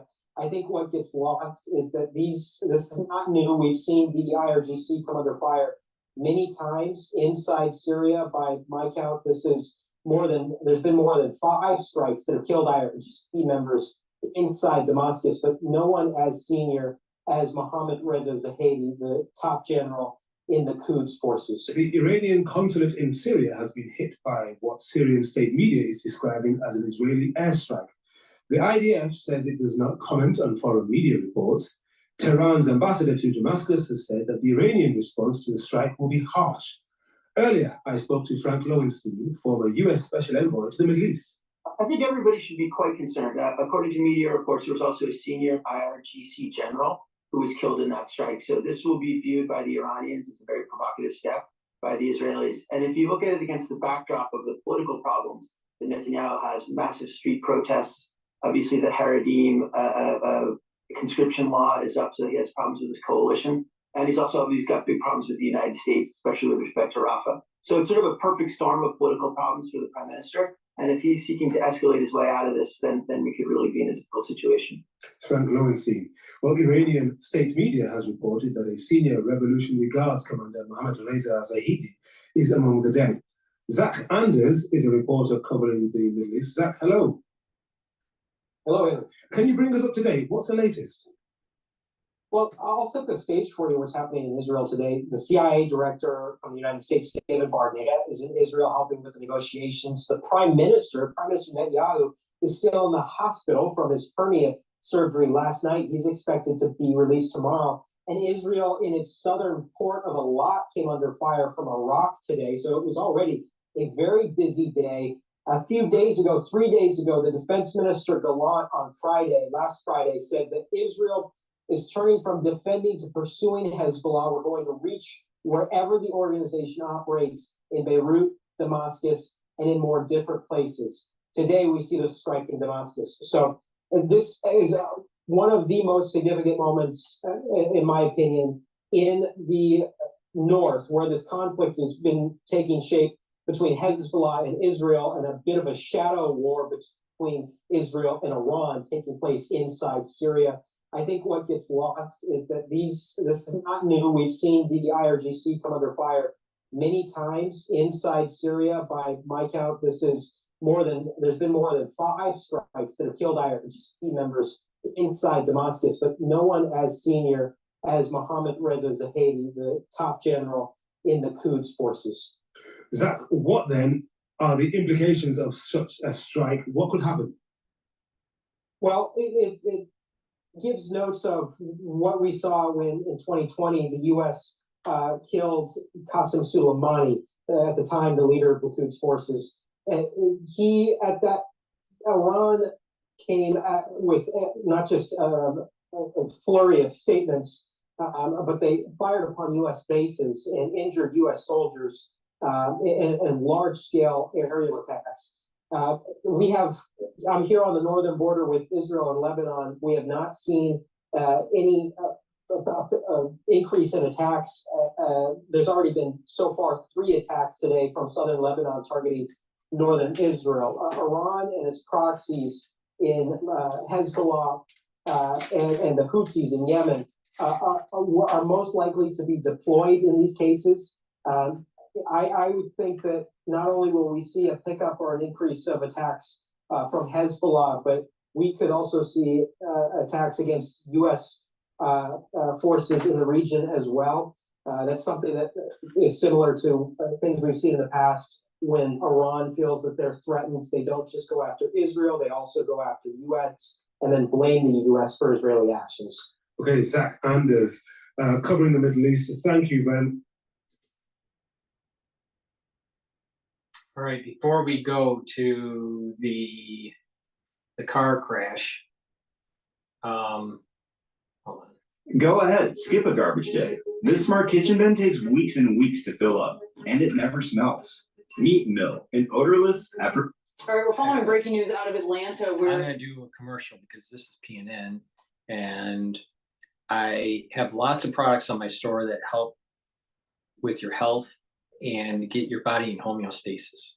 I've talked a lot about how to improve your immune system and how to slow down the aging process. I partnered up with Rainbow Herbals, and we've produced these deodorant bars. You can get it in peppermint, lavender, and tea tree, or in citrus. These deodorants are made from essential oils from the Himalayas, extremely high quality. All right, it's going to be a very high quality deodorant bar that you never had before. It has no aluminum in it, doesn't have baking soda in it. So what it does have is really high quality essential oils. All right, you use it every day as a deodorant, but because of the high quality and the types of ingredients that are in it, what you'll notice is that it'll help with the detoxification of your body. Okay, so there's dual purpose. Please go to the store. It's for males and females, and get a couple bars for your household. In addition, there are many people that are having problems sleeping. Now, part of it's because of stress at work, or maybe listening to DrPaulCottrell, and it keeps you up at night because we're talking about nuclear war or, Armageddon in the Middle East. But it's really important for you to get REM sleep. You need 3 cycles of REM sleep usually a night, okay? 2 to 3 cycles of REM sleep a night. If you get REM sleep, you get the proper sleep, you'll have better memory, consolidation of memory, and you'll be able to detoxify your body. Now, by detoxifying your body, you are going to get rid of toxins, and you're not going to be inflamed and cause early aging, early problems with your body. So for people that are having problems sleeping, please go to my store and get the Good Night formula. It has tryptophan and melatonin in it. Take it every day so you can get the proper sleep if you're not sleeping well. All right? So please go to the store and get the Good Night formula and get that proper sleep. It has been found that people that have chronic sleep issues and they're not going into REM sleep, that you are increasing your chances of dementia because of lack of detoxification of the central nervous system. Please go to my store also and get the vitamin D3. It is great as a cofactor for gene expression It also helps with absorbing calcium. It helps with apoptosis of infected cells. So D3, I take it twice a day.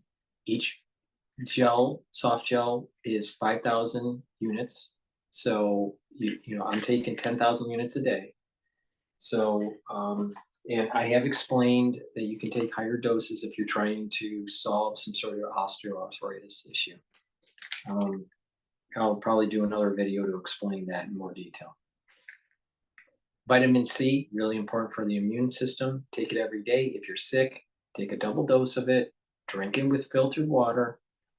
If you take this every day and you add collagen and you drink the filtered water, you're going to actually notice that you have better cross-linking with the collagen, and you'll have a better dermal layer for your skin. And you won't get scurvy. Go to my store, the-studio-reykjavik.com, and get lignans.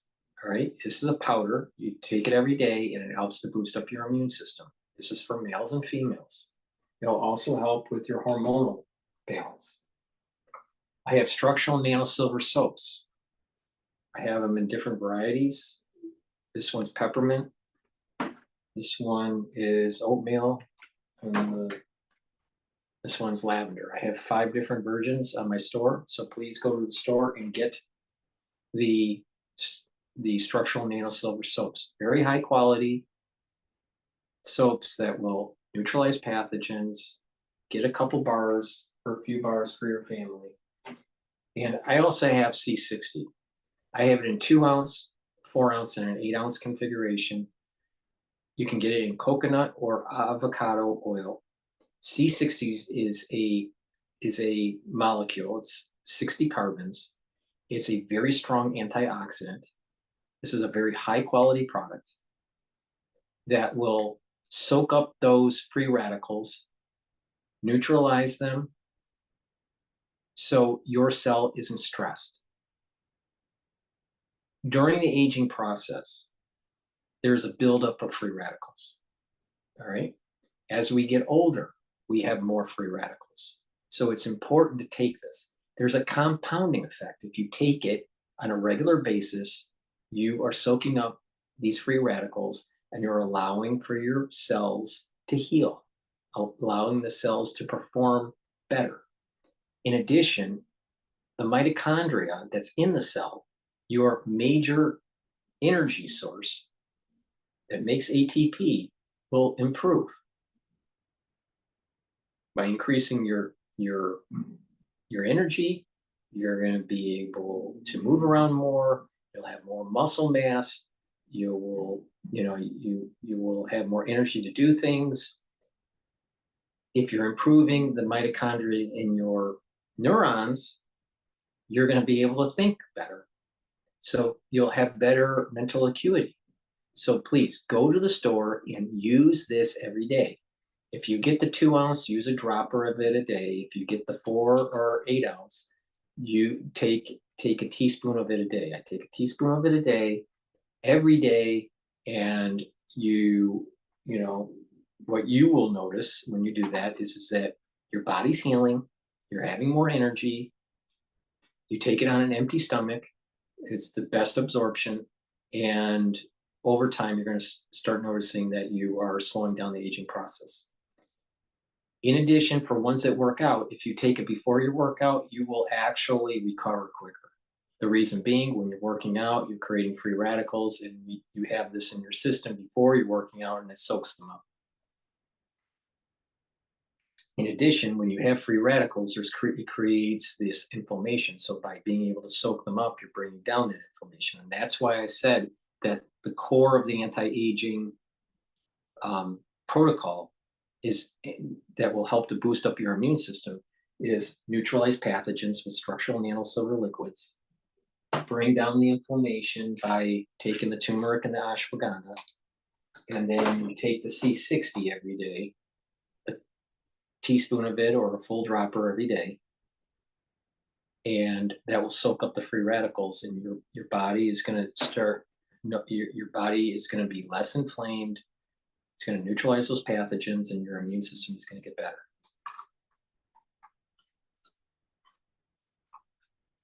Individual had rammed a vehicle into the gate of the field office of the FBI there in an attempt to gain entry this afternoon. We know at this point that bomb technicians have cleared the vehicle that rammed that gate, and the suspect is in police custody with the DeKalb County Police. Let's get now to Evan Perez for the very latest on what we know. We can see in these pictures coming to us, we see a vehicle that has gone through the gate, stopped obviously by that sort of security plate or the gate that comes down. But tell us what you know, Evan. Well, Brianna, at this point, this person is now in custody of the police, but he's also being evaluated at the hospital. At the hospital there, I think Ryan Young said it's in DeKalb County. And so that's the expectation now there. That evaluation is going to take some time. It will include a mental health evaluation. Again, there's a lot that is unexplained about this incident at this point. This person drove up to that what is an employee entrance for that complex where the FBI building is, or where the FBI field office is located, and tried to gain entry. They came out of the vehicle and tried to walk in to the complex. They were stopped by the FBI security people who help screen visitors to that complex. And so that's where this ended. At this point, again, from what we know, the person didn't make any statements, any threats. There was no expectation of a heightened threat at this FBI building. So it was certainly something of a surprise. And so what's going to happen next is, obviously he's being evaluated not only for any potential injuries, but also for potential mental health issues, because this is so unexplained at this point. As Ryan Young pointed out, there were no weapons found immediately, and the vehicle has been cleared. There's no bombs.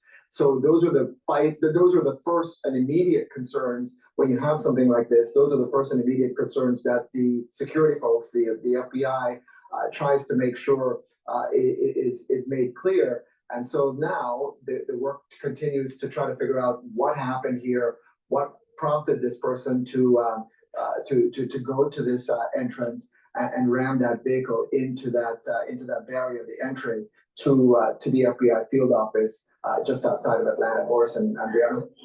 Evan, please stand by. We want to bring in Josh Campbell. He's a CNN security correspondent, also a former FBI supervisory special agent. Josh, first, talk to us about the security measures that. Before we go to Josh, please go to my store, the-studio-reykjavik.com, and get the applicators that I have for the structural nano silver liquid. You put the liquid in you get a spray bottle. There is a dropper or a nasal spray. So you just put the liquid in these bottles, and you apply it accordingly. So go to the store, the-studio-reykjavik.com. The link is in the description, and use these, to be able to put the liquid into one of these applicators, and then you can carry it around in your bag. It's easy to transport instead of this big bottle, especially if you're taking it to work or whatever, and you need to spray something at your desk or whatever.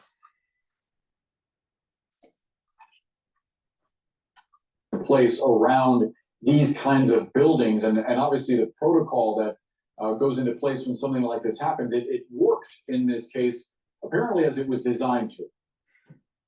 Yeah, this is an effective security system, as you can see from the front of that Buick SUV. They're smashed into what's called the final denial barrier. There are layered security approaches to these federal buildings. You obviously have the iron gates, and then that system that's in place there to prevent what this person allegedly attempted to do, and that is to make entry into that building. What we've seen over the last couple of years, we've talked about these threats that have manifested against FBI employees. We know that the FBI stood up its own individual cell unit just to track threats against FBI personnel. So it's something that they certainly have been taking seriously. We know in August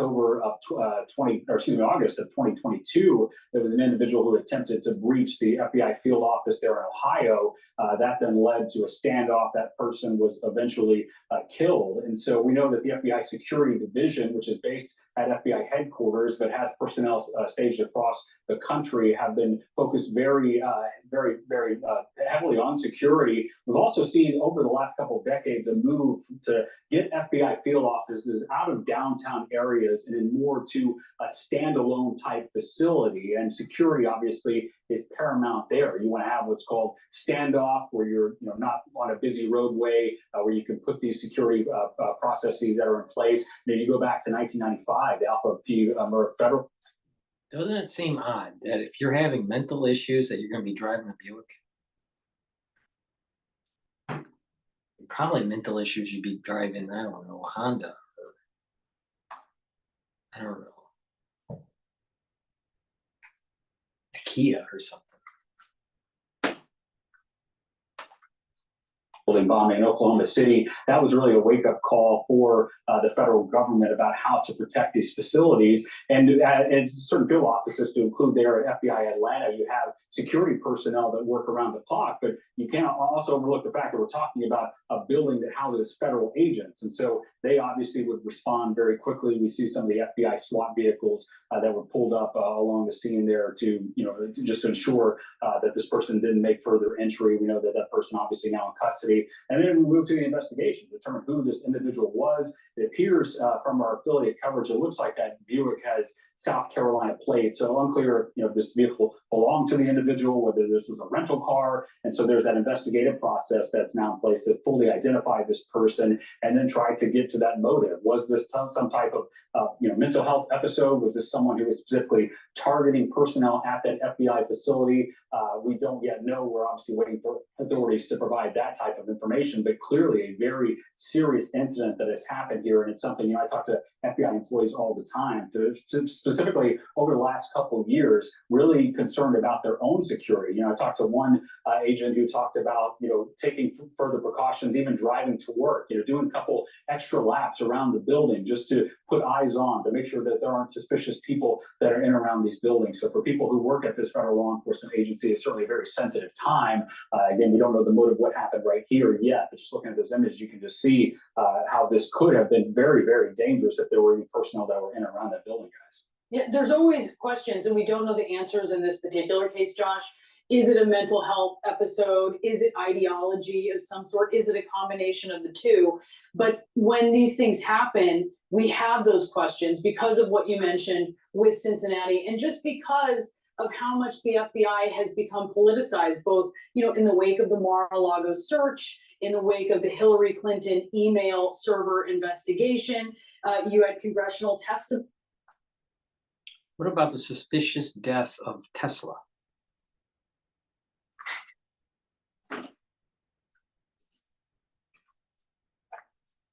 Last year from some in the FBI or formerly of the FBI who'd had their security clearances revoked after they had either attended January 6th or had trafficked in conspiracy theories about it. And all of that, I wonder from your What about the FBI going after Oppenheimer?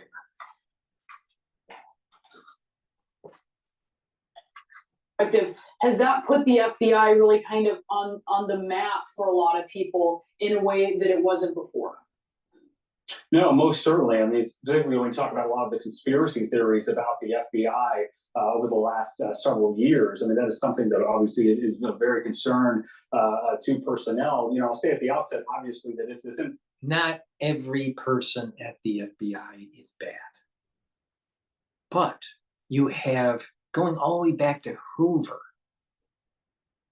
the FBI has been nothing but an agency to have command and control over politicians and over large sections of society. They didn't like MLK when he was, protesting about civil rights. And they went after him. They went after Malcolm X. They went after many people. This problem with the FBI goes all the way back to its inception. Out of control national security state. So let's call it for what it really is.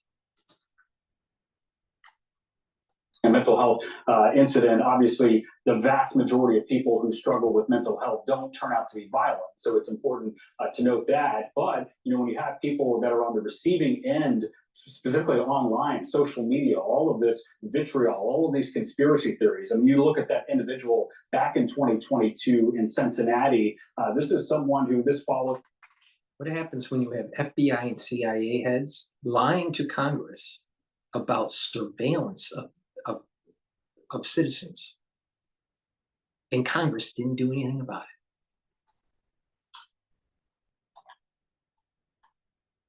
National security state needs to be truncated.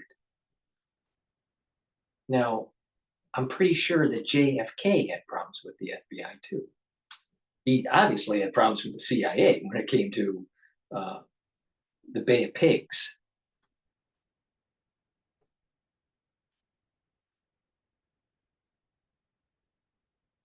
I'll tell you, just these agencies, they're out of control. They're out of control. And so to think that there's not going to be people that are upset because of them being out of control is not really paying attention to the real problem. The real problem isn't this person running the barrier. Most likely, we don't know if he was an employee that was upset that he got fired. We don't know anything about this guy. We don't even know if this is a setup. We don't know. We don't know anything except that he drives a Buick. All right. But it is known that the FBI and the CIA and other agencies have been doing nefarious things in contemporary time, but also all the way in its inception. It was doing nefarious things against the American citizen. And they need to be held accountable. They're out of control. They're out of control. They do entrapment. And they try to spin it like you're the evil one.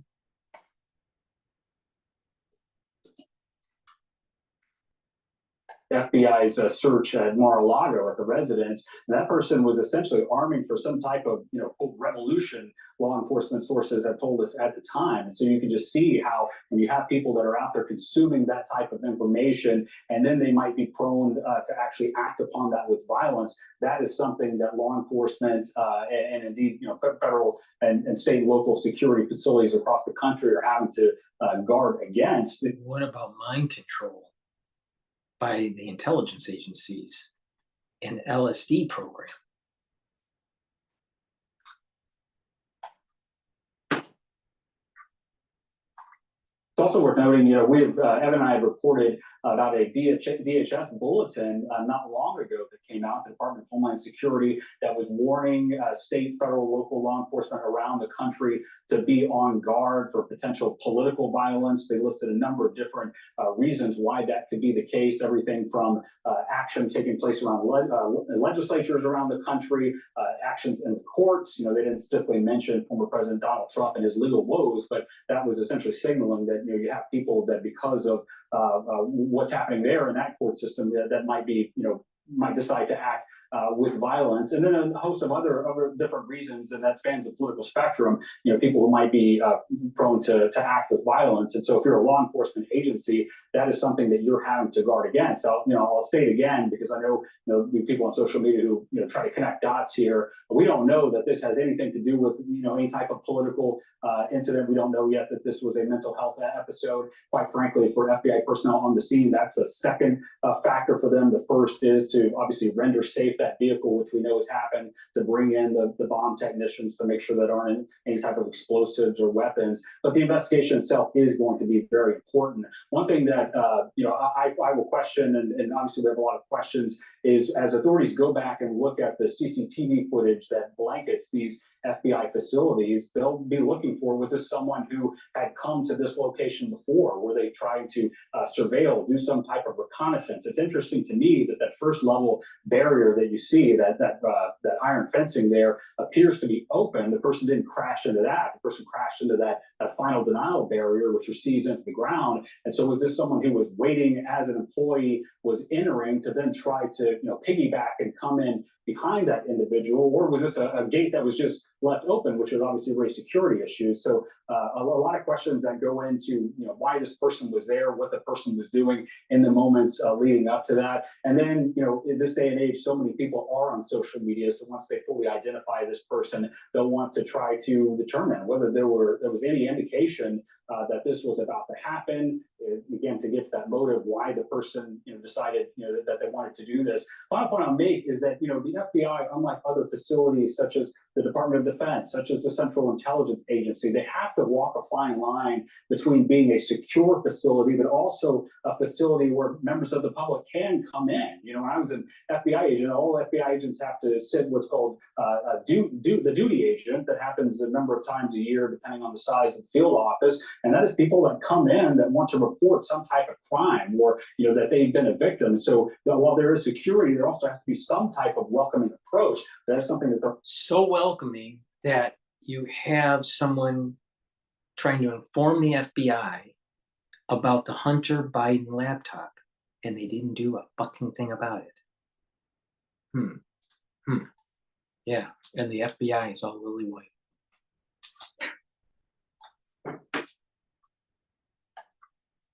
trying to calibrate how to ensure that bad actors don't make their way in. This is very specifically for men over 30 years old who make at least 150 grand annually. And then next. All right. Please go to my store, the-studio-reykjavik.com, and get the lozenges and drops. We're in the spring season, so there's going to be pollen in the air. There's going to be irritation. Some people may even have a type 1 hypersensitivity where, they're going to get some allergy reaction. So the best thing to do is stock up for your household. Get the drops. I have it in blueberry and honey and lemon in 100 count. The drops are smaller.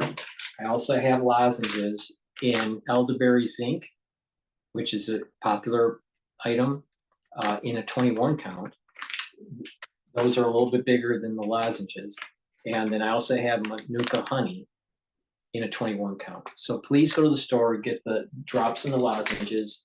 They have a great taste, but better yet, it helps to neutralize pathogens and soothe that throat, and get those secretions going, so you can kind of mitigate your reaction when you are out there and you're being exposed to some of these antigens.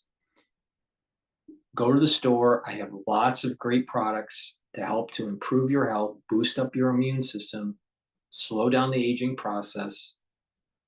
And I also have ebooks, so you can learn about some stuff on finance. Some of them is scholarly work. Some of it is a little bit more,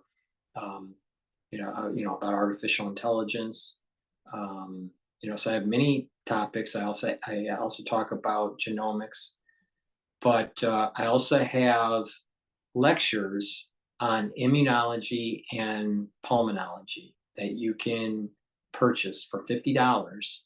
And if you purchase the pulmonology module, you get 22 lectures.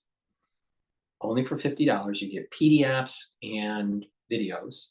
And right now there is a pre-sale for immunology on my store, where you'll get access when they're published very shortly here. 16 lectures, PDF files, and videos about immunology.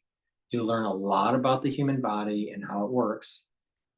So please, it's only $50, and you'll learn a lot for each one of these modules. So there are many ways to learn about the human body, improve your health, and learn about some other things that I talk about, like finance and medicine, my perspective on where things are going in a new age, when it comes to artificial intelligence. Now, I wrote that book before this whole red heifer thing, so it's going to be interesting how this all plays out. But thank you for listening. I'll be doing a show shortly with another channel, and I'll be publishing that. We're going to be doing a recording tomorrow. Thank you for listening, and have a nice night. And oh, by the way, the red heifers most likely are going to be burned this year.